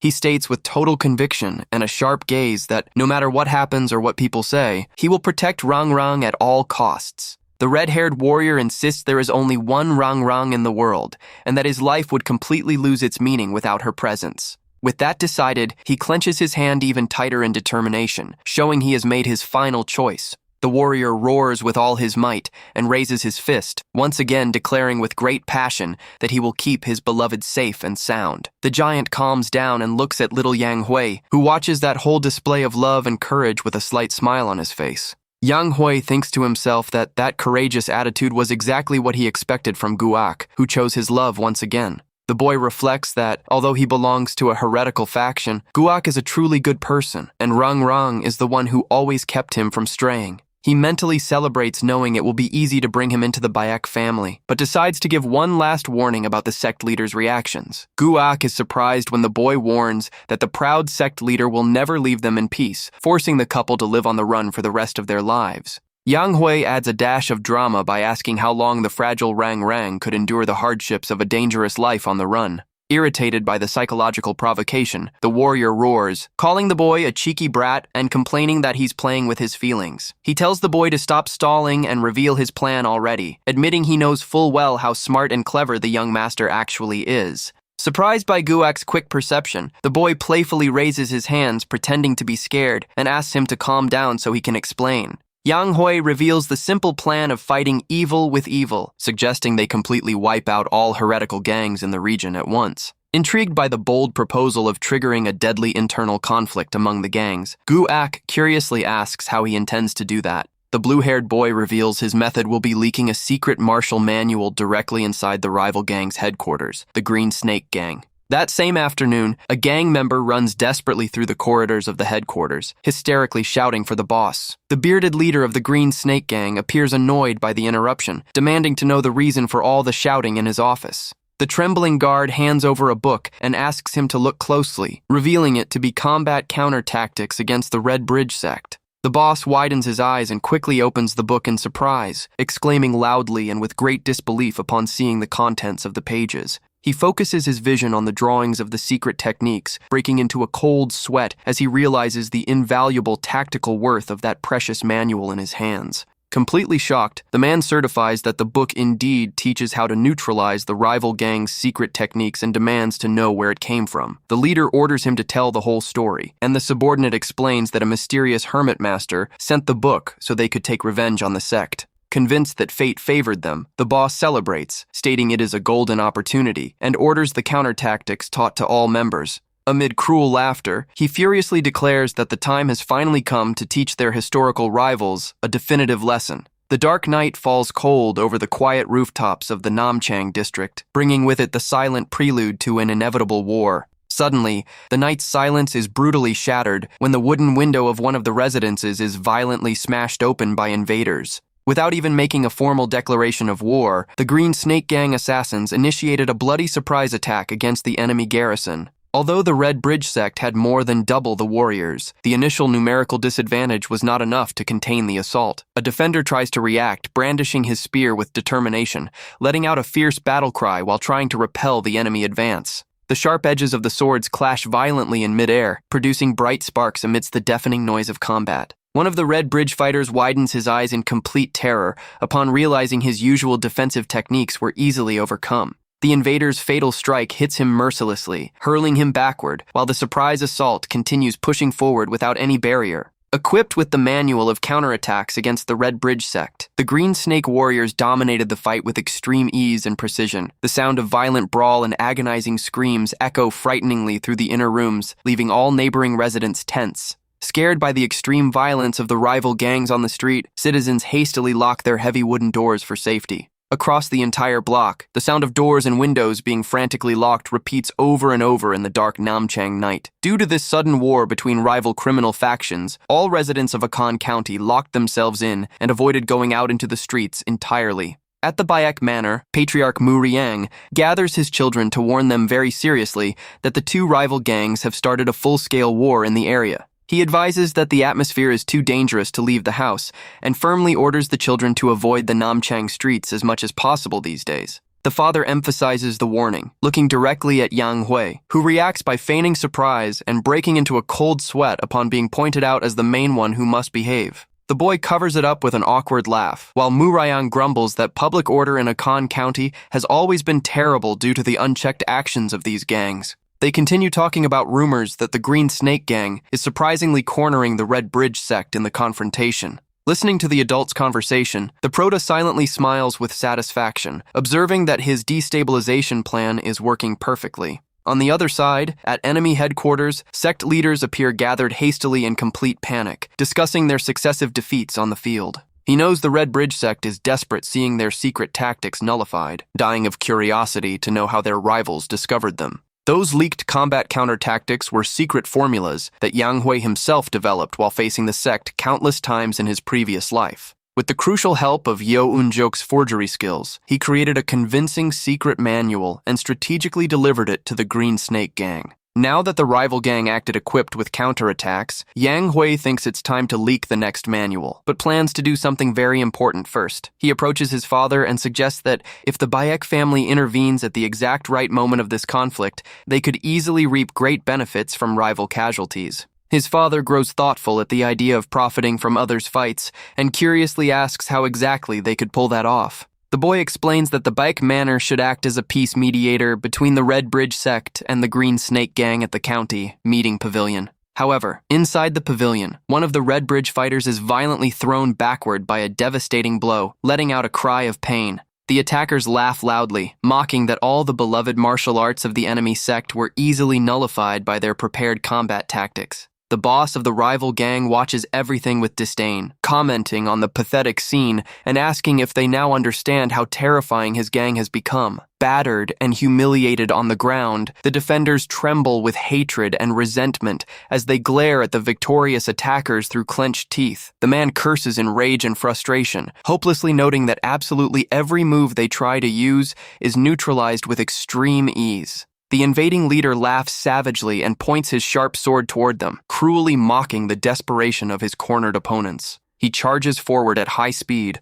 launching a definitive lethal strike, coldly shouting for the defeated enemy to give up and pass away once and for all. A massive clang of clashing metal echoes through the hall, raising a curtain of smoke and abruptly stopping the fatal attack. Guak heroically steps in front of the injured man, blocking the lethal strike with his heavy battle axe under the shocked gaze of the attacker. The man staggers back, startled by the brutal force of the block, and angrily curses upon recognizing the imposing figure before him. The fallen warrior looks up, breaking into a cold sweat, but feels immense relief realizing his savior is none other than the feared Guak. The enemies tremble and stammer as they say his name, while Guak flashes a provocative smirk and asks how they dare do such a thing. He roars, annoyed by the invaders' stammering, asking if they have all lost their minds and want to end up hurt right there by his own hands. Terrified, the men try to pathetically beg for mercy, reminding one another that he is an extremely dangerous first-class master. However, their leader tries to restore the group's courage, shouting not to fear because Guak's techniques can also be easily nullified. Yang Hui appears out of the corner of his eye, recalling when he questioned Guak about rumors that the rival gang possessed the exact countermeasures for their style. The warrior looks at the boy seriously and firmly calls out to him, showing he is paying close attention to every strategic advice from him. The small genius returns the look with a confident, arrogant smirk, demonstrating total control over the combat situation. When Yang Hui calmly walks into the hall, the enemies grow furious at the little boy's audacity and threaten him, but he mockingly asks for calm. The boy looks at his opponents with a challenging smile and concludes by saying with heavy irony that they are quite mistaken about who should spare whom there. Under the surprised gaze of the invaders, Yang Hui quickly tosses a book toward the red-haired warrior and shouts for his companion to catch the object in midair. Guak catches the manual in midair, and upon quickly checking the written contents on the cover, his expression contorts in complete shock and surprise. Yang Hui calmly nods, while the enemies watch that scene with a strong, uncomfortable sense of a bad omen. Wrapped in an intimidating magical aura, the boy reveals with a sharp look that that book contains the exact counter-tactics against the Green Snake Gang. Authoritatively, the blue-haired boy points his finger and loudly declares that it's game over for the rival gang's combat tactics.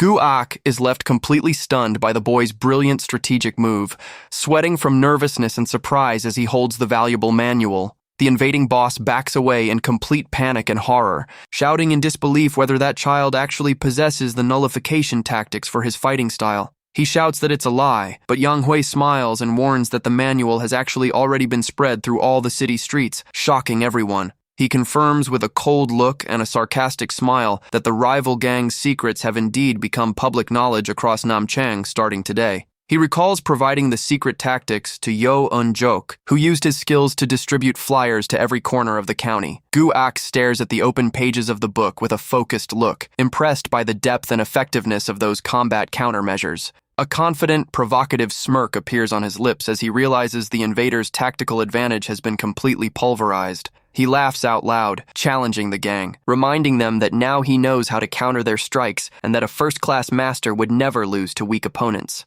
He unceremoniously tosses the book to the ground and assumes his imposing battle stance, coldly inviting the invaders to come attack him with everything they've got. The red-haired warrior roars, engulfed in a massive aura of flames, promising out loud to pay back every recent humiliation they caused with interest. Chaos takes over the invaders, who shout desperately asking to fall back while others try in vain to order the warriors to hold their ground. From afar, the small Prota merely watches that scene of despair and disorder with a wicked, highly victorious smile stamped on his face. The afternoon sun shines brightly between the clouds in the Akan County sky, illuminating the outcome of that grand and noisy confrontation of the day. Sensing the tide turning, the Red Bridge warriors also fill with courage, knowing they can now counter their rivals' blows on equal footing. Gu-ak steps forward imposingly, asking in a very intimidating manner which of them would like to face him first, or if he should take the initiative himself. The rival gang boss merely grinds his teeth in intense anger, sweat dripping down his face, realizing his advantage has completely collapsed. One of his subordinates tremblingly approaches from behind, asking in extreme terror what they should do against such overwhelming force. The subordinate suggests a strategic retreat, seeing that the counterattack is real, but the leader furiously tells him to shut his mouth, asking if he chickened out. Amused from afar by their utter disarray, Yang Hui realizes they are lost and plans to immediately start the next step of his strategy. Suddenly, Patriarch Baek Muriang peacefully raises his hand in the middle of the hall and asks everyone to calm down, stating he didn't come there to fight. Yang Hui takes the floor firmly, saying he needs to give them a purely objective view of the real situation they find themselves in. He begins his detailed analysis, pointing directly at the Red Bridge sect's strategic flaws in the recent conflict. He explains that, although they have the manual against the Green Snake Gang, the common warriors of the Red Bridge didn't have enough time to learn it like Gu-ak did. Furthermore, with so many injured men in the hall, forcing a direct clash right now against the rival gang would only put their subordinates' lives at risk. The boy asks if he is correct, drawing an honest response from Gu-ak, who shyly agrees that that is the absolute truth.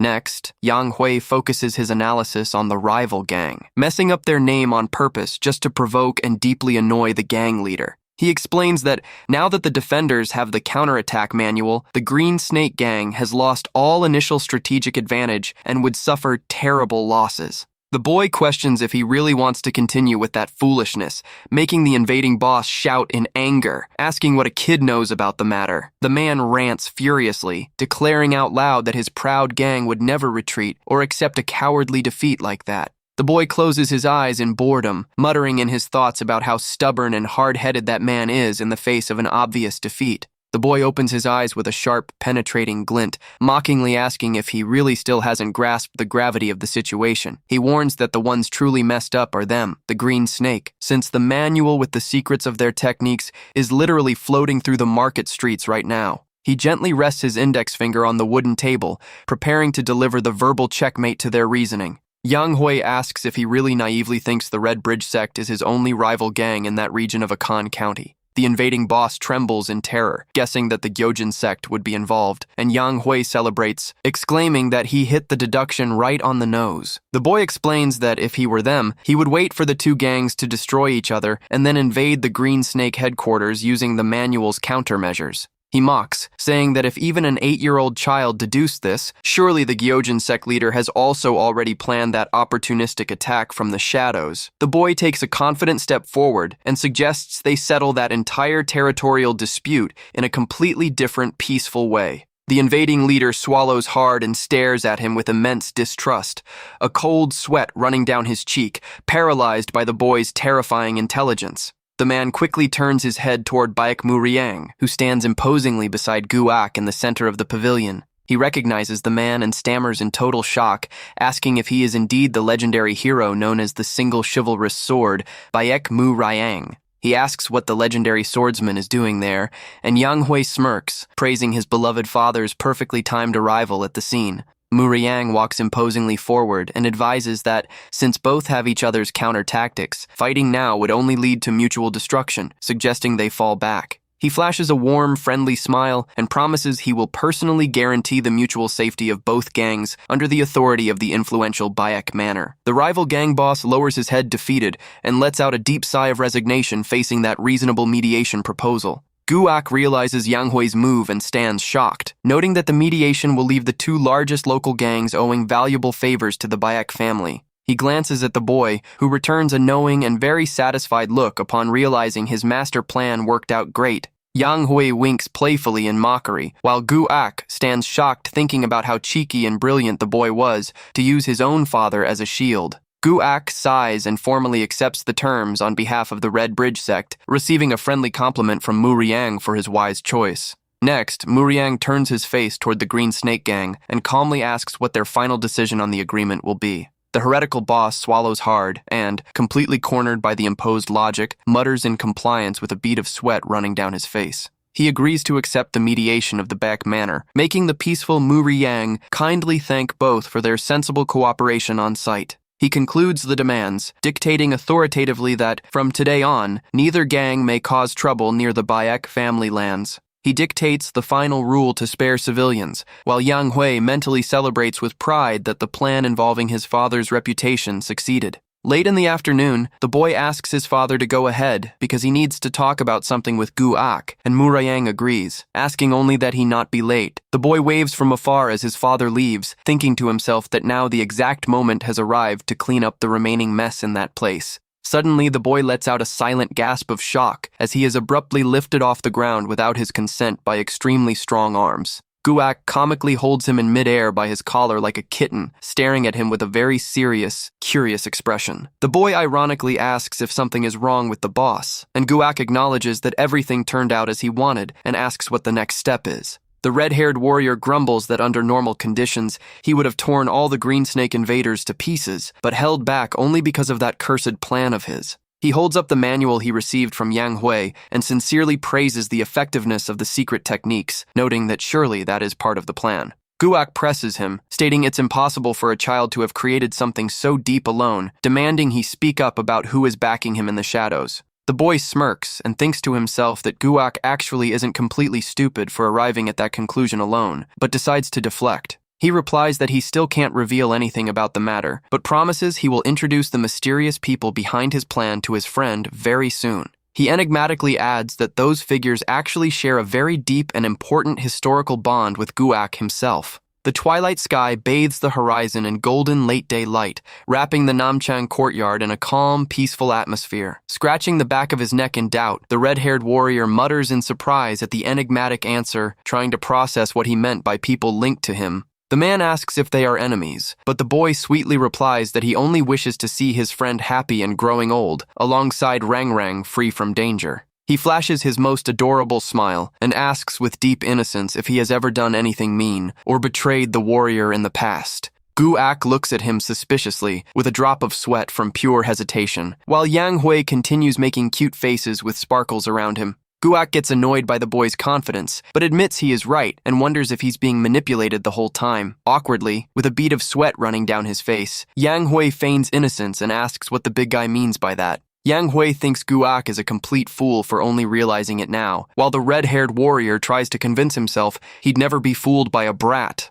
Guak grows furious at the boy's look and shouts, asking if he has a problem, but Yang Hui quickly denies it with all respect. Guak grumbles that he better not have problems, and the boy quickly changes the subject, asking if he wants to know what the next plan is. The boy holds out a book and tells Guak to distribute it to the Red Bridge sect members and train with the contents. The warrior stares at the book in shock, recognizing what it is, and Yang Hui asks with a smile if he really recognizes the manual. Yang Hui explains that that manual contains the reverse counter tactic for the Red Bridge sect's own axe technique. The story then flashes back in time to show what happened a few days ago, during a starry night on top of a building. The boy was secretly gathered on the roof with Elder Yahello under the moonlight to discuss his plan. The old man reflects confusedly on the concept of creating a reverse counter tactic for an already existing counter tactic. He asks if this is the mutual destruction plan for the criminal factions that the young master had mentioned before. Young Yang Hui simply and directly confirms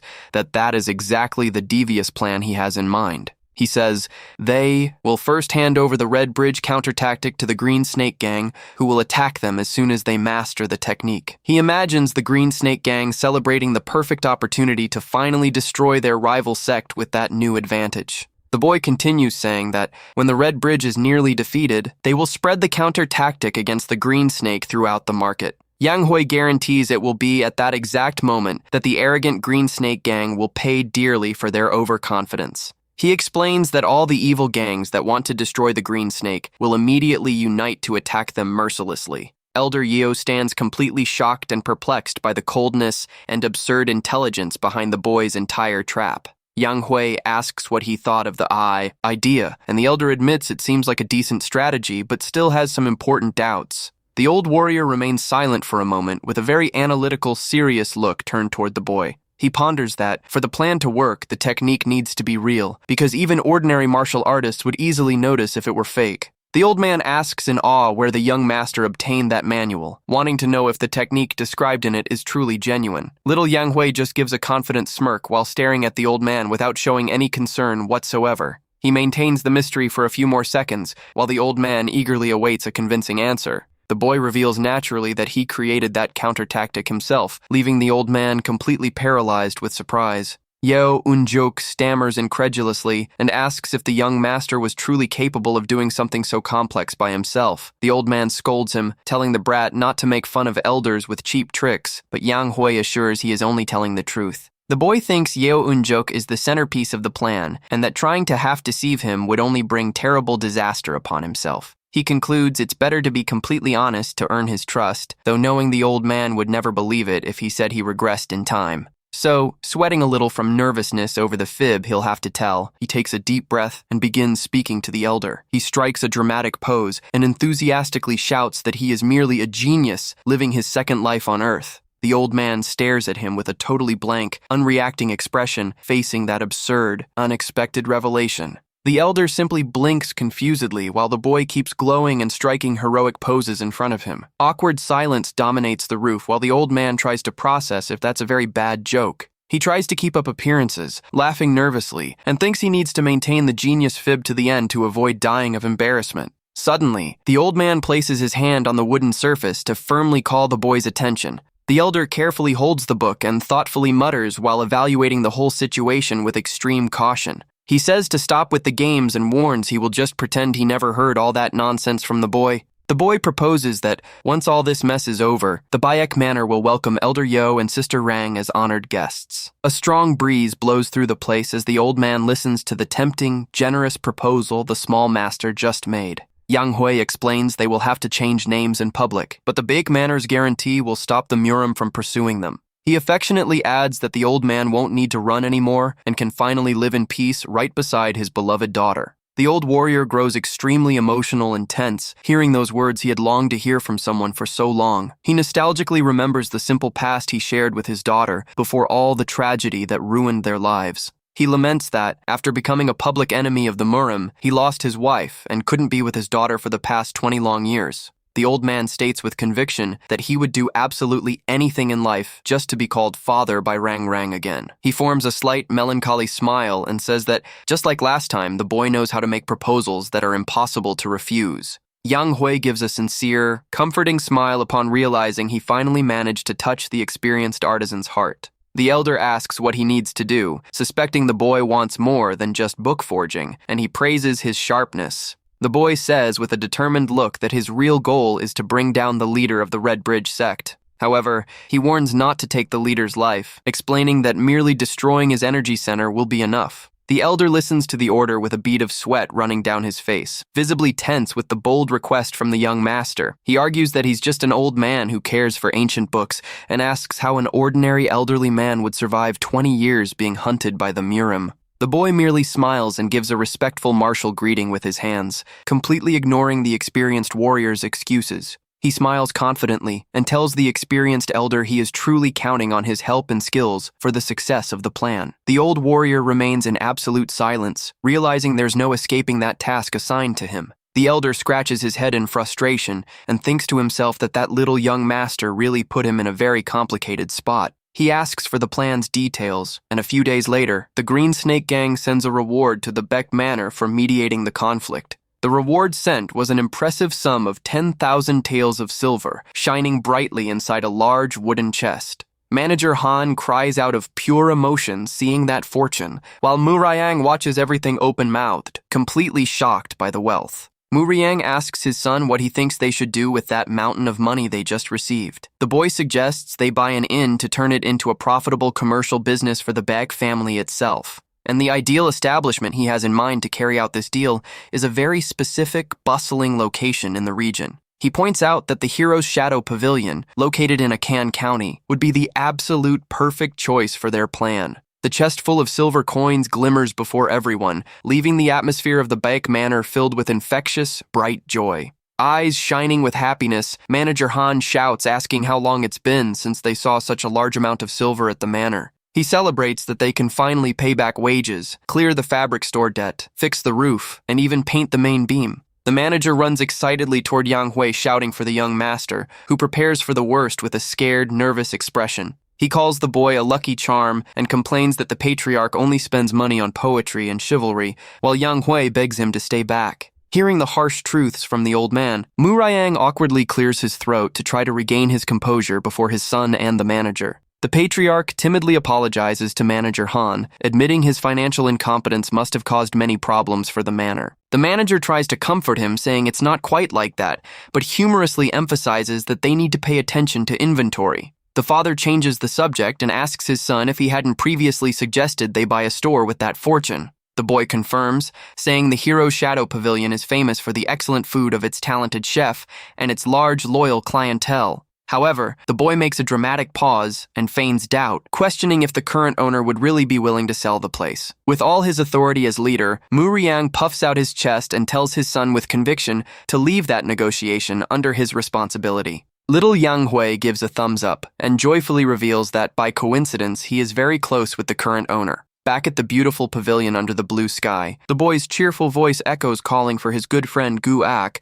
very affectionately and casually. He uses all his childish charm and directly asks if the warrior would sell the Hero's Shadow Pavilion for 10,000 taels of silver. Gu-ak stares at him completely out of patience, scratching the back of his neck at that absurd, unexpected proposal made by the pushy kid. The warrior grows indignant and repeats the question incredulously, unable to believe the boy actually has the audacity to demand the handover of his pavilion. Without thinking twice, the big guy extends his muscular hand and forcefully squeezes the boy's cheeks to shut him up once and for all. The red-haired man fumes that the place is the most valuable spot in Akan and asks if the boy thinks he'd hand over a gold mine so easily. The boy then plays his final card and reveals his true plan is to put his beloved sister Rang Rang in charge of managing the entire establishment. He promises to hand over full management, making Gu-ak instantly switch moods and hug him laughing, while the staff look on, totally confused. Little Yang Hui forms a victorious smirk, thinking to himself that it was extremely easy to manipulate and bend that red-haired warrior. As the plan follows its course perfectly, the boy decides the ideal moment has arrived to take the next strategic step with the warrior. The scene shifts to the interior of a luxurious, imposing hall, decorated with a beautiful golden dragon statue on a dark wooden table. Sect leader Gu Cheol-hyo roars in total fury upon discovering his son sold the valuable Hero's Shadow Pavilion for only 10,000 taels. He shouts furiously, calling his son a complete idiot and asking if he has the slightest clue how much wealth that pavilion generated per year. Guak remained standing with his head held high, listening in absolute silence to all the harsh complaints and insults hurled by his father. The red-haired warrior takes a deep breath calmly and calls out to his father in a firm, decisive tone of voice to try to calm all that rage. He extends the manual he received from Yang Hui and politely asks the sect leader to take a careful look at the book's contents. Opening the first page of the mysterious manual, Gu Cheol-hyo widens his eyes in complete shock and lets out a murmur of pure disbelief. He instantly recognizes that the book details perfectly the secret counter-tactic against the martial arts of the Red Bridge sect itself. The chief curiously asks how he got that, and Guak lies, saying he used the 10,000 tiles from selling the pavilion to buy the manual. The leader's anger vanishes instantly, and he begins to laugh with immense happiness, warmly praising his son's excellent work. The old man celebrates, saying he knew his son would finally mature and stop wasting time chasing after that local young entertainer. However, upon hearing his father insult his beloved Rangrang's honor and accuse her of betraying him with Murayang, the red-haired man grinds his teeth in mortal rage. Guak clenches his fist tightly and whispers softly to himself that Rangrang is definitely not that kind of unprincipled woman. Hearing his son's indignant whisper, Gu Cheol-hyo raises his eyes from the book and lets out a confused grumble. The chief asks what he just said, but Guak merely maintains his firm posture and tries to hide his irritation. Guak replies that it was nothing, while his father celebrates laughing that the Red Bridge sect no longer has any weaknesses with that manual. The leader enthusiastically shouts that now the perfect moment has arrived to crush their Green Snake Gang rivals once and for all. He continues saying they will finally become the #1 criminal faction in all of Akan County, while his son silently observes him. The chief's insane laughter echoes loudly throughout the pavilion as the sun begins to set on the horizon, painting the sky red. The next day, the sky dawns clear and peaceful over the grand gates of the Bake Manor. Following the successful mediation of the conflict between the two rival gangs, the reputation of the Bake Manor began growing rapidly day by day. Criminal gangs stopped acting violently on the streets around the Bake Manor, bringing safety back to the residents. With this, local merchants were finally able to reopen their stalls peacefully, filling the streets with life and trade once more. Manager Han gestures in surprise and tells a local resident that they really didn't need to bring gifts and donations like that to the manor. The peasant insists, asking him to accept home-harvested food, explaining he is extremely grateful for all the help they received. He reports that his son nearly lost his life in a fight with criminals, but saved himself by running near the manor, and that this gift is nothing compared to that. The peasant jokes, saying he'll spread rumors that the Bayek family lacks compassion if the manager refuses the offer, leaving him not knowing what to do. Desperate over the resident's stubbornness, the manager runs shouting for the patriarch to help him deal with such an unusual situation. Murayang asks with a smile if more gifts from the people arrived today, while the manager approaches hurriedly to report the case. Murayang says that, although everyone is going through tough times, the people just want to show gratitude, so they should accept the gifts for now. He wisely instructs that, later on, they should redistribute all the food received back to the most needy families. The patriarch affectionately places a hand on his adopted son's shoulder and asks if little Yang Hui would be willing to help him with that task. The boy accepts right away with a bright smile, but the mood shifts to contrast the rise of the Bayek Manor with the terrible situation of the rival gang. The scene cuts to the territory of the county's evil gangs, where chaos and destruction by flames take over the entire night landscape. One of the elite warriors shouts in pure pain as he is violently struck in the chest by a clean, ruthless slash of a sword. Chaos among Akan's criminal factions reaches its peak, with enemies shouting to eliminate everyone while fighting desperately for territory. The Green Snake Gang still tries to put up strong resistance against the invaders, but ends up being ruthlessly slaughtered by their rivals. There were too many gangs possessing the secret counter-tactics, forcing the remaining members of the Green Snake to surrender quickly without resisting. The Green Snake Gang, which was once one of the largest local criminal powers, simply vanishes from history following the terrible attack suffered. Gu Cheol-hyo hears of the occurrence and fumes furiously, questioning how the leader of the Rising Dragon Gang dares challenge him to a duel. He laughs insanely and shouts that those worms used to crawl at his feet and now think they're hot stuff just because the Green Snake vanished. A subordinate advises caution, warning that someone unknown is spreading the counter-tactics of each faction's arts through the city streets. The arrogant Gucheol-hyo lets out a hysterical laugh and rudely replies that he is already fully aware of that entire situation. He proudly dictates that they just need to not fall for enemy tricks, because if they are the sole survivors in a Khan, no one can plot against them. He smashes his fist and shouts that, from now on, the division of the three major rival criminal forces in a Khan territory will no longer exist. His gaze becomes completely insane and obsessed with power as he arrogantly declares that only his sect will remain standing in the region. He swears authoritatively that only the Red Bridge sect will rule as the sole sovereign faction, setting off on horseback toward the scheduled duel. Under heavy rain and night darkness, the leader leads his personal troop of mounted warriors toward the agreed meeting place for battle. Gucheol-hyo's horse stops abruptly at the edge of a rocky mountain, revealing that someone was already waiting for them at the top under the storm. The sect leader gazes at the dark horizon and menacingly declares that the long-awaited moment of meeting between rivals has finally arrived. However, the one who imposingly emerges under the moonlight high on the rocks is none other than the feared and experienced Yeo Un-jok. Gucheol-hyo feels a shiver down his spine and pulls hard on his horse's reins, surprised by the presence of that mysterious figure at the location.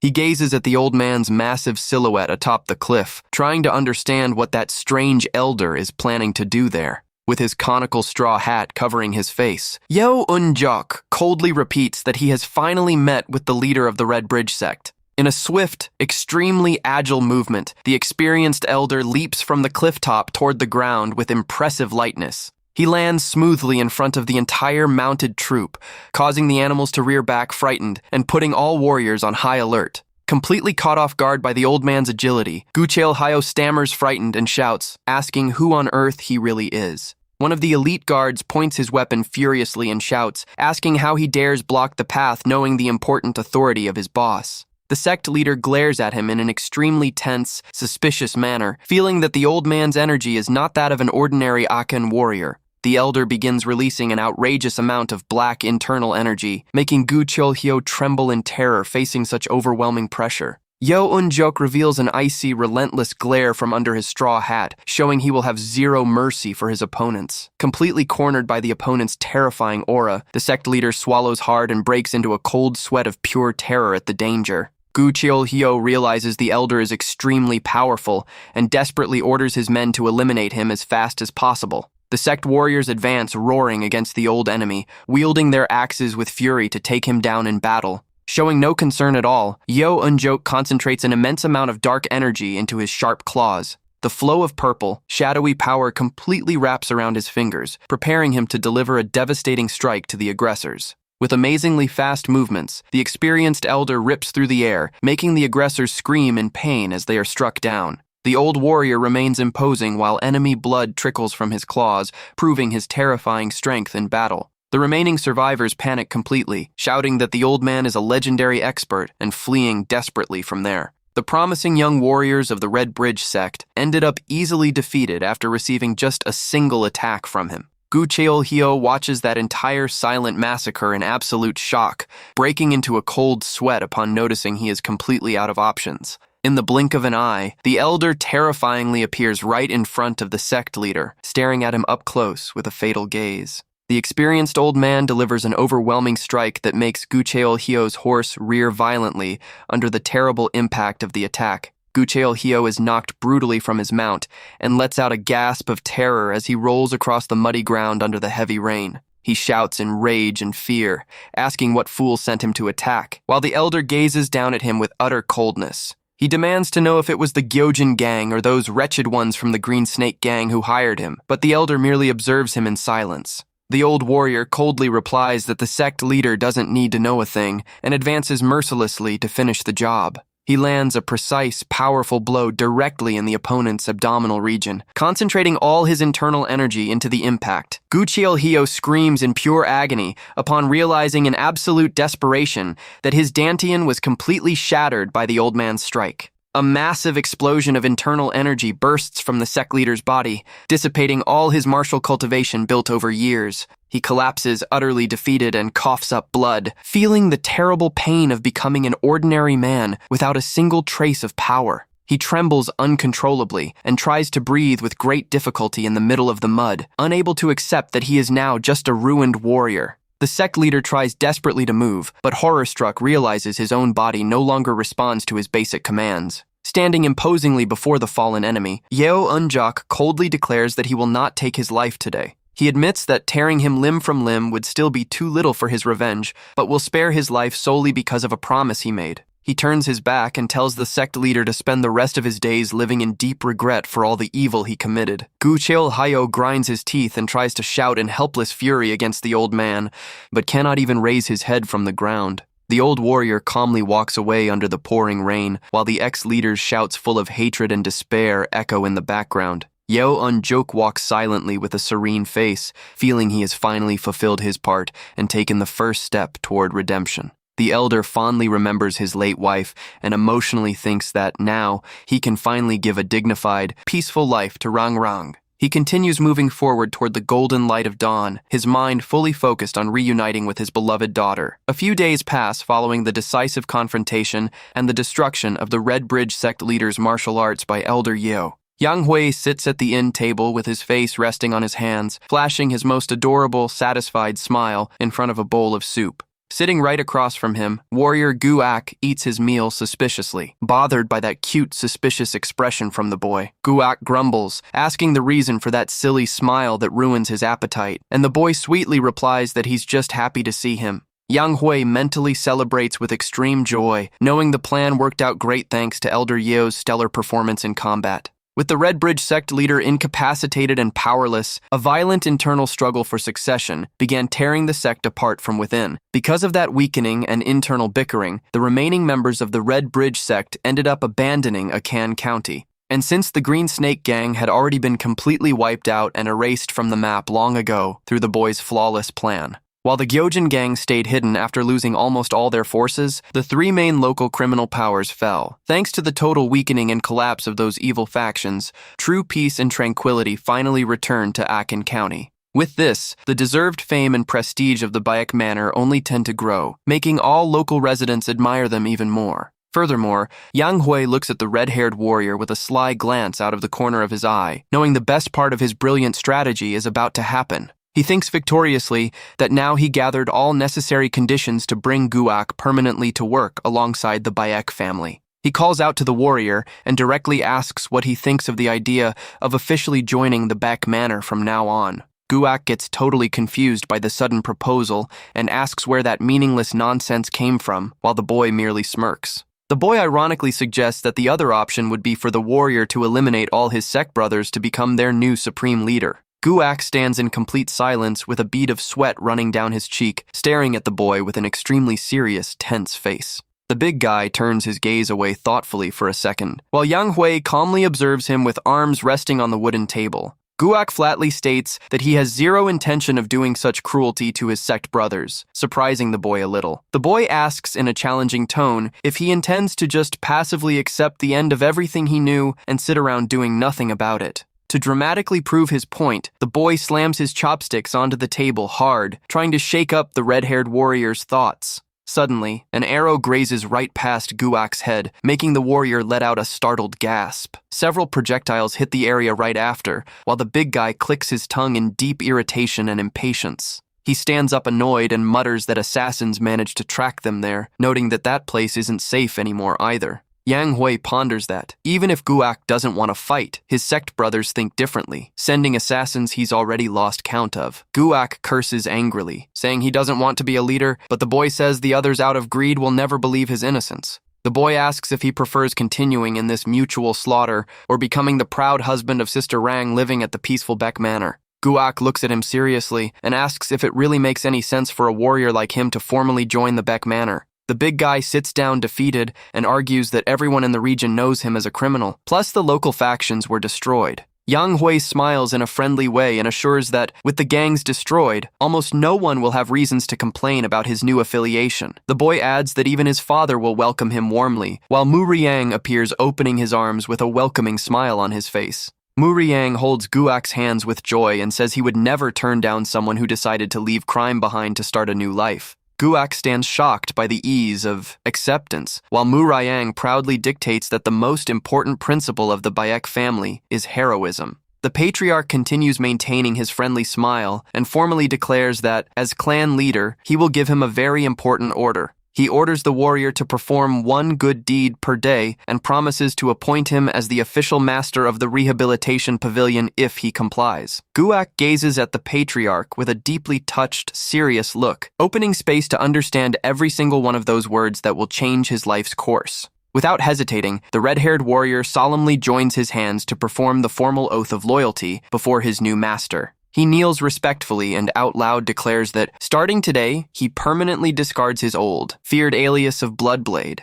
He vows with determination that he will fulfill the patriarch's order and earn the new nickname of one good deed a day through his heroic acts. And that was how Guak officially became a loyal and very important member of the respected Bayek Manor, turning his life around for good. Suddenly, fast, noisy footsteps echo from the busy street, accompanied by a very cheerful little squeal of pure childish excitement. Little Yon appears running with open arms and excitedly celebrates that they finally went out for a fun trip. She jumps for joy seeing a puppet theater and pulls her older brother, Hyunso, excitedly begging them to watch the show. Totally euphoric, the little girl points to sweets and hair ornaments at the stalls, asking her brother to buy absolutely everything for her. A gentle hand rests softly on little Yon's shoulder to calm the girl's spirits and stop her from running so recklessly. Rangrang hugs her affectionately and reminds her that she had promised they would stroll together, saying she'll be sad if the girl keeps running off alone. Rangrang displays a gorgeous, radiant smile under falling flower petals,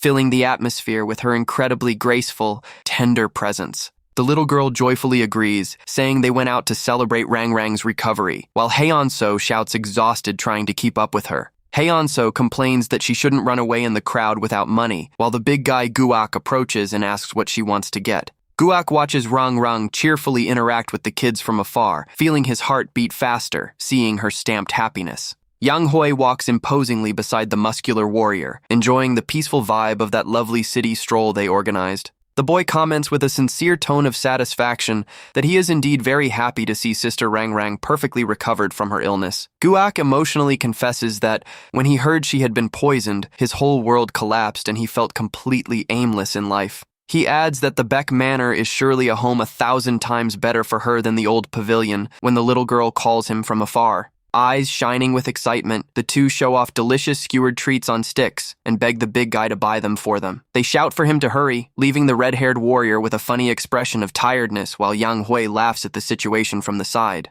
The boy jokes saying she seems to have recovered way too well and takes the chance to ask for a sweet for himself for free too. However, while everyone is having fun, Yang Hui discreetly turns his face, noticing suspicious movement nearby. He gazes at the bustling market crowd and wonders thoughtfully where the most important person for that moment of the plan might be hiding. Concealed in the deep darkness of a narrow alley nearby, Elder Yo silently watches his dear daughter's outing with the kids. He remembers Yang Hui's warning from the day before, when the boy revealed in advance that they would all take a special city trip today. The boy had firmly insisted the old man show up to the trip no matter what, but the elder remains hesitant in the middle of the shadows. Yeo Unjuk watches his daughter smile happily beside Guak, feeling immense relief upon noticing how happy and well cared for she seems to be. He softly whispers his daughter's birth name with teary eyes, moved to see her finally free from all past dangers. The old man mutters with great pride that she grew into an incredibly beautiful woman, feeling the weight of all the years he spent away. The old man begins silently backing away to leave, but Yang Hui spots him from afar and thinks to himself that he knew he'd do that.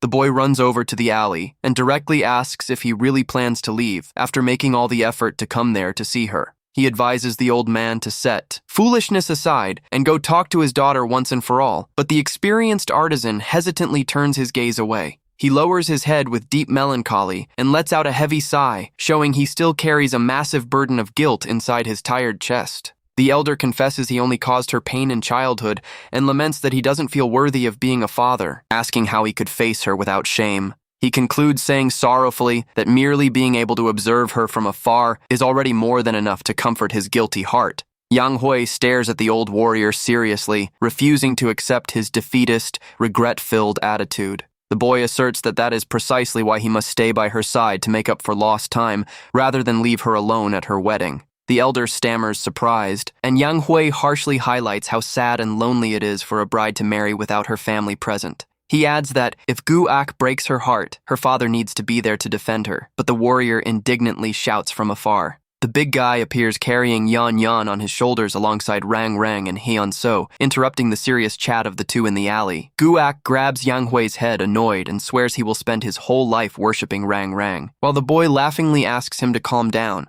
Yang Hui says it was just a hypothesis, and Rang Rang sweetly asks Gu Ak to leave the young master alone, making the red-haired man grumble awkwardly. Seeing his daughter so happy and surrounded by people who truly love and protect her, Yo Eun-juk cannot hold back his emotional tears. The image of his daughter's beautiful smile fills the old warrior's mind with immense peace, making him finally make his decision. He softly calls her by her childhood name, making Rang Rang stop immediately and look back with a confused, curious expression. The whole group turns toward the alley and gazes at the quiet elder in the straw hat, who finally decided to step out of the shadows. The old man panics internally for having spoken out loud and thinks he needs to flee from there quickly before causing a major misunderstanding. However, before he can take a single step back, Rang Rang runs toward him and wraps him in an extremely tight, tearful hug. The old warrior stands paralyzed in pure surprise by the warm touch of his daughter, letting tears flow freely down his face. He stammers, asking how she recognized him, and Rang Rang emotionally reveals she remembers him as the man who gave her the jade plaque in childhood.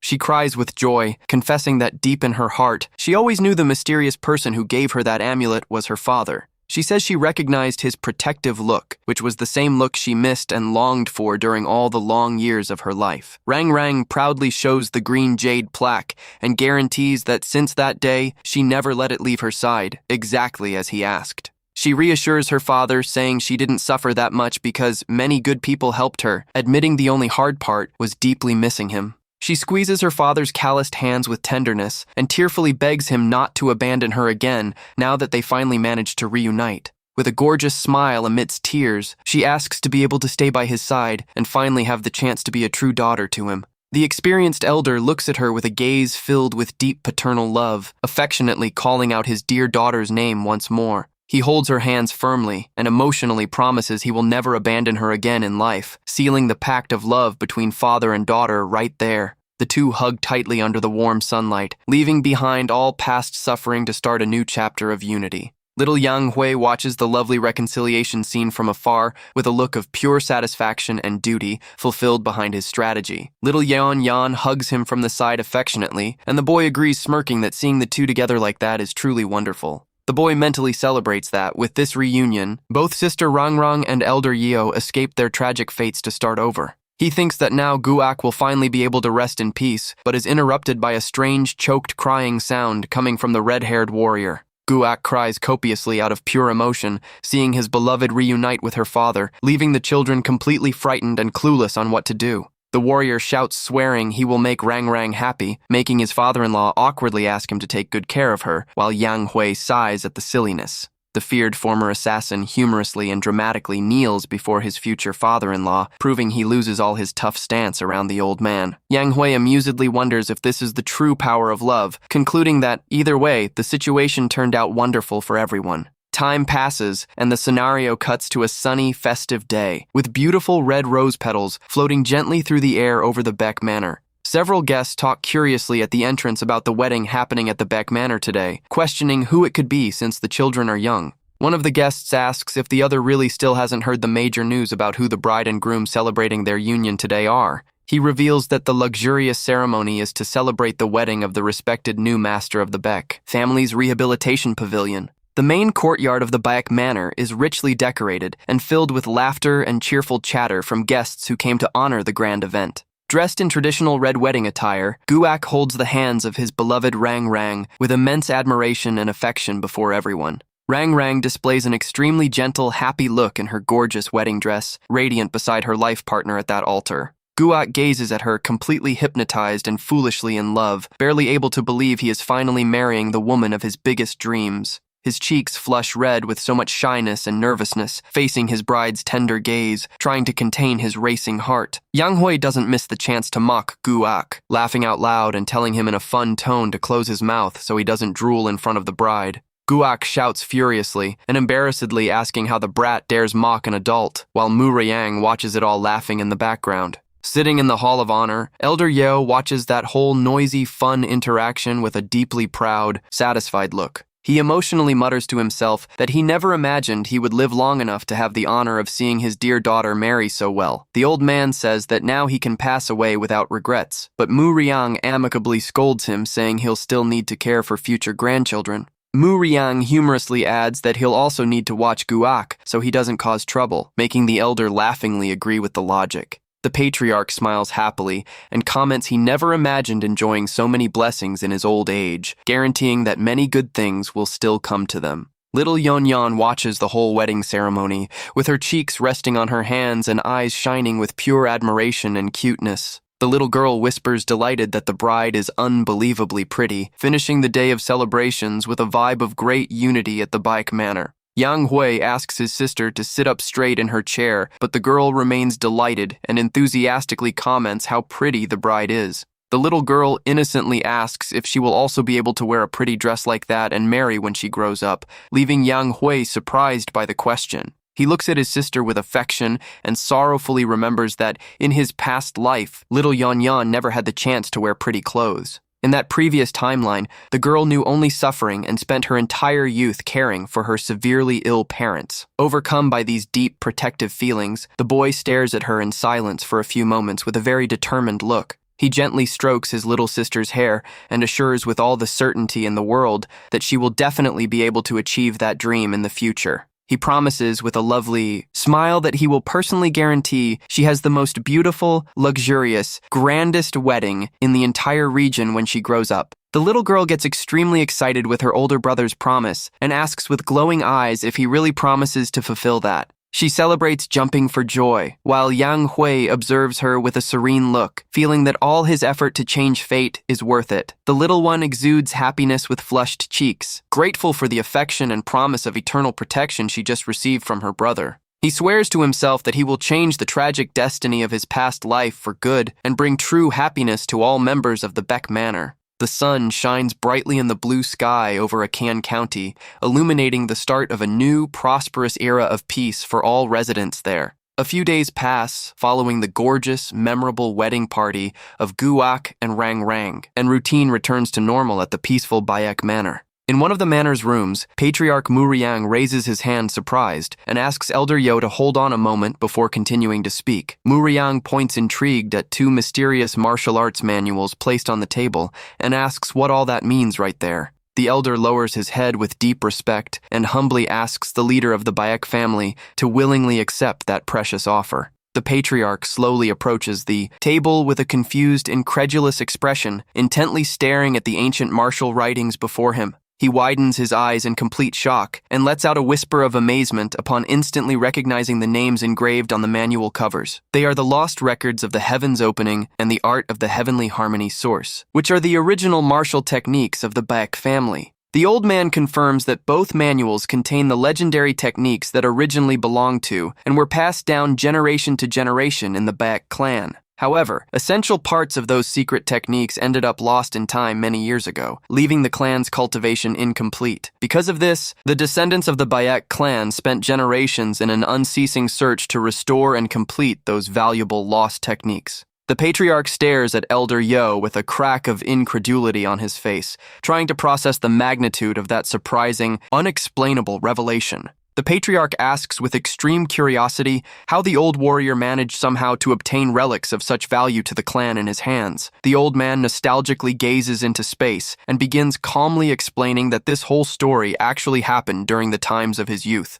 The memory transports him back to a rainy, dark night in the middle of a dense forest where his destiny began to take shape. Back in that distant time, he was just a lonely young warrior seeking his own path in the treacherous, violent world of the Murim. Under the heavy storm, he found himself injured and exhausted, lacking strength to continue fighting against the cruel fate presented to him. It was at that moment of weakness that a mysterious figure in a straw hat approached him amidst the forest shadows under the storm. He reports that fate guided him to join the feared secret assassin organization known as the Shadow Ghost Gate. Their former grandmaster collected ancient techniques, including those of the Baek clan, obtained through a secondary branch of the patriarch's own family. Time passed and the Grandmaster died, making Yeo forget the manuals until fate unexpectedly brought him to work with the Baek family. The old man says he is now elderly and wishes to make restitution by returning the 2 techniques to the Baek clan as a way of thanking them for saving Rang Rang. Murim humbly declines, saying they merely did what was right, for helping those in need is the ultimate law and duty of all Jianghu. He argues that in a cruel world it isn't easy to practice kindness, but declines, saying a treasure of that size is too valuable for them to accept. The experienced elder Yeo gently insists, stating that his daughter Rang Rang's life is worth infinitely more than any existing treasure. He adds that, as the techniques already belong by right to the Baek family, it is only fair that they finally return to their true place of origin. While the adults talk, Yang Hui secretly analyzes the information, surprised to discover that Yo Unjok was part of the Shadow Ghost Gate. The boy concludes that explains the elder's agility in evading pursuers and the origin of his combat techniques specialized in assassinations. The boy pragmatically advises his father to simply accept the books willingly, making Murayang look at him surprised by his son's advice. He explains that declining the offer too much will leave Elder Yo and Rang Rang embarrassed, making the old man fully agree with his smart logic. Yielding to his son's sensible line of reasoning, Murayang looks at the elder thankfully while holding the valuable manuals in his trembling hands. The generous patriarch forms a gentle smirk with a bead of sweat running down his face. Deeply moved by the massive achievement, he formally accepts the manuals and relievedly confesses that, with the recovery of these techniques, he finally won't need to feel ashamed before his ancestors anymore. Murayang happily concludes that the clan's techniques will take a massive leap in evolution starting today, while Yang Hui watches him with a satisfied smile. Little Yang Hui displays an expression of extreme confidence, proud to have successfully fixed another major past mistake in his second chance on Earth. The day comes to an end, and the starry night covers the whole sky, with the full moon shining brightly over the grand, quiet pavilion of the Baek Manor. Secretly gathered on the roof once again with the old warrior under the moonlight, the boy sincerely thanks him for his stellar cooperation. He joyfully smirks and praises that the whole performance put on by Elder Yeo in the Hall of Honor before his father was absolutely flawless. The old man takes a sip of tea and self-assuredly replies that that was his greatest masterpiece, made with all his dedication to seal the partnership for good. The old man warns that this will be the last time he will use his forgery skill, and Yang Hui agrees, saying he should just relax and care for his grandchildren.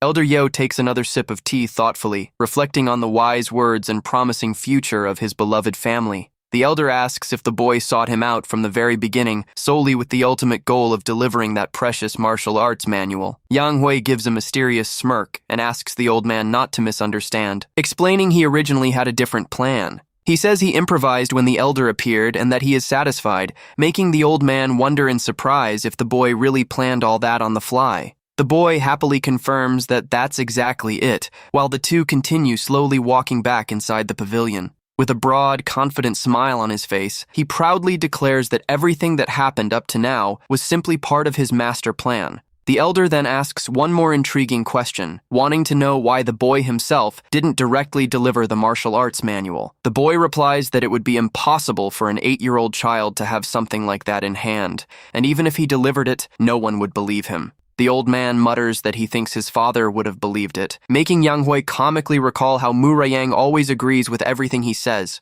The boy sighs thoughtfully at the memory and looks at the old man with a serious, focused gaze, shifting the conversation to something deeper. He comments seriously that, despite everything said, Elder Yeo seems to be the only one who truly doesn't doubt his skills. He specifically refers to the unbelievable fact that he himself created that profound, complex martial counter-tactic alone. The experienced old man stays thoughtful for a moment, looking at the boy with a mysterious gaze from under his conical straw hat. He calmly says he has traveled across the entire Jianghu throughout his life and has witnessed all sorts of bizarre occurrences. He explains that the boy might look like an 8-year-old child on the outside, but nothing stops him from actually being a 100-year-old man on the inside. Yang Hui lets out a nervous laugh and tries to mask the panic, but the elder just laughs out loud and calmly says he was only joking. Yang Hui glares at him annoyed and thinks to himself that that sharp old man actually knows everything very well and is just pretending not to. The boy just turns his gaze away and goes back to walking in silence, accepting with resignation the mental game of mystery the old man proposed. He says it's more believable if an elder who looks like a hidden master delivers the manual, and Yo fully agrees wisely with the strategy. The old man understands the boy wishes to avoid unnecessary attention on his power and promises he will never reveal that secret to anyone in life. He solemnly guarantees he would never repay the boy's immense kindness with betrayal, making the young master listen to him in absolute silence. Yang Hui replies with all the sincerity in the world that he fully trusts the word of honor of that experienced, loyal ally of his clan. The elder thinks with admiration that the young master is surely the greatest divine blessing the Baek Manor has ever received in its entire history of glories. Yang Hui's deep dark blue gaze shines intensely amidst the night shadows, demonstrating his unyielding willpower. The boy mentally disagrees, thinking that meeting his adoptive father Murim was the greatest blessing of his life, remembering his timeline. He painfully recalls that, had he not been taken in by Murim in the past, he would have merely starved to death as an abandoned orphan on the streets. He reflects seriously that, had he survived harboring hatred in his heart, he surely would have turned into a terrible, cruel man in the future.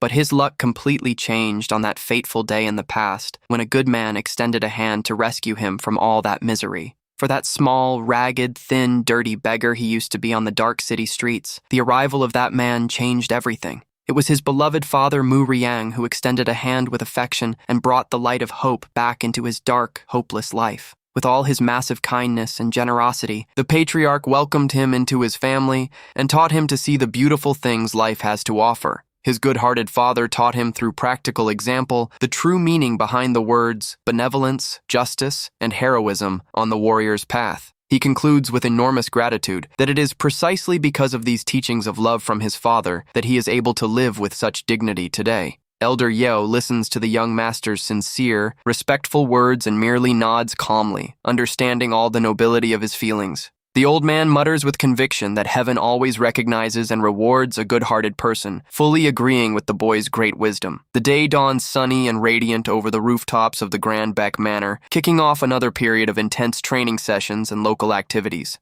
Suddenly, a sharp shout of pure outrage and shock echoes loudly from the main martial training courtyard of the Baek family residence. Guak fumes, asking if they really plan to accept members of former evil gangs as official retainers of the Baek Manor. He shouts furiously, saying that's absurd and that most of them are rotten inside, vainly arguing that good people like him don't grow on trees. The boy sharply counters that the red-haired warrior only turned into a decent human being because of his beloved sister Rang Rang's patience and strong positive influence. Guak turns extremely red with anger and shouts, asking if the cheeky brat is suggesting he wasn't considered a human being before. Yang Hui continues calmly swinging his wooden sword and replies with a smirk that he didn't quite mean that literally. The red-haired warrior stares at the boy through clenched teeth, trying to contain his huge urge to teach that pushy brat a good lesson once and for all. The boy points his wooden sword at Guak and seriously ponders that the kind of luck of finding true love doesn't happen for everyone. Next, little Yang Hui lets out a playful, mischievous laugh and celebrates, cute-like saying that was all he wanted to highlight.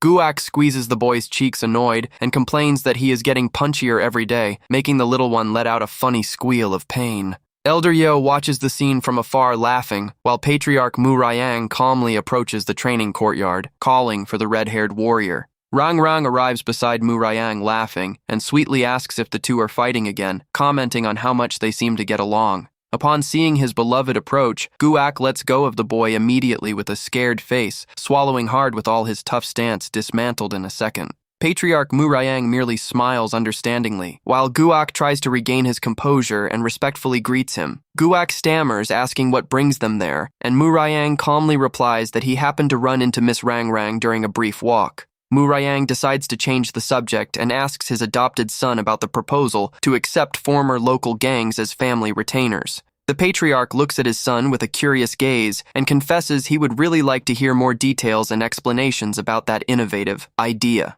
The scene cuts to the interior of the Baek family residence office, where the three gather privately to discuss strategy. The father quotes an ancient historical proverb about how golden life opportunities are extremely hard to obtain and very easy to lose. He ponders that the right moment is hard to find and vanishes in the blink of an eye, and little Yang Hui fully agrees with the reasoning. The boy explains that currently, the Baek Manor finds itself in a crucial position, facing both a massive opportunity and a crisis. He argues that the recent war for hegemony among local criminal factions resulted in the fall of almost every gang in Akan County. With the fall of the criminals, that situation opened the way and turned into a perfect opportunity for the definitive rise of the Baek Manor. However, with the clan's reputation growing rapidly across the region, new challenges and administrative responsibilities have also begun emerging. Yang Hui warns that it's also inevitable that powerful new forces will begin emerging in the Murim to try to contain the Baek Manor's growth. He explains they need to grow, and that many warriors were left aimless after the war, suggesting reforming some of them to join the clan.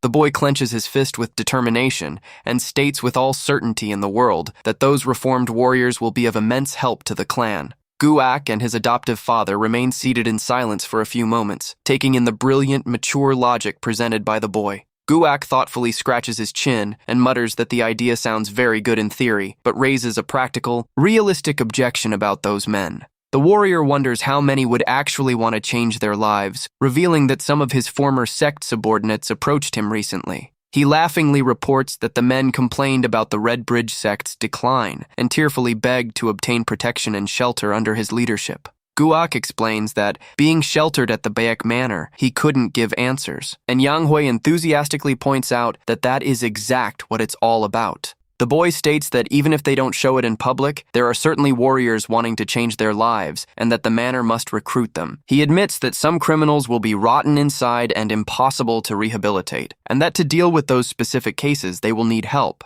The boy firmly points at Guak and authoritatively declares that he will be the person in charge of evaluating and handling each one personally. He says the warrior will be able to eliminate cases with no solution, leaving Guak and Murim totally surprised and jaw-dropped at that direct decision. Murim smiles ear to ear and praises his son's wonderful idea, finding it magnificent to rehabilitate criminals while strengthening the clan's power. Guak swallows hard with a bead of sweat running down his face as he realizes the massive responsibility of being the official leader of the Reform Pavilion. The patriarch begins enthusiastically lecturing on justice and virtue, applying his famous moralistic mental attack that leaves the red-haired warrior dizzy. Unable to endure the speech, Guak stammeringly agrees to accept the task. While the boy ironically thinks about how blinding his goodness is, the boy laughingly celebrates that Guak is very easy to manipulate, while the warrior softly grumbles, asking him to finally stop teasing him. If you want the next part, like and comment.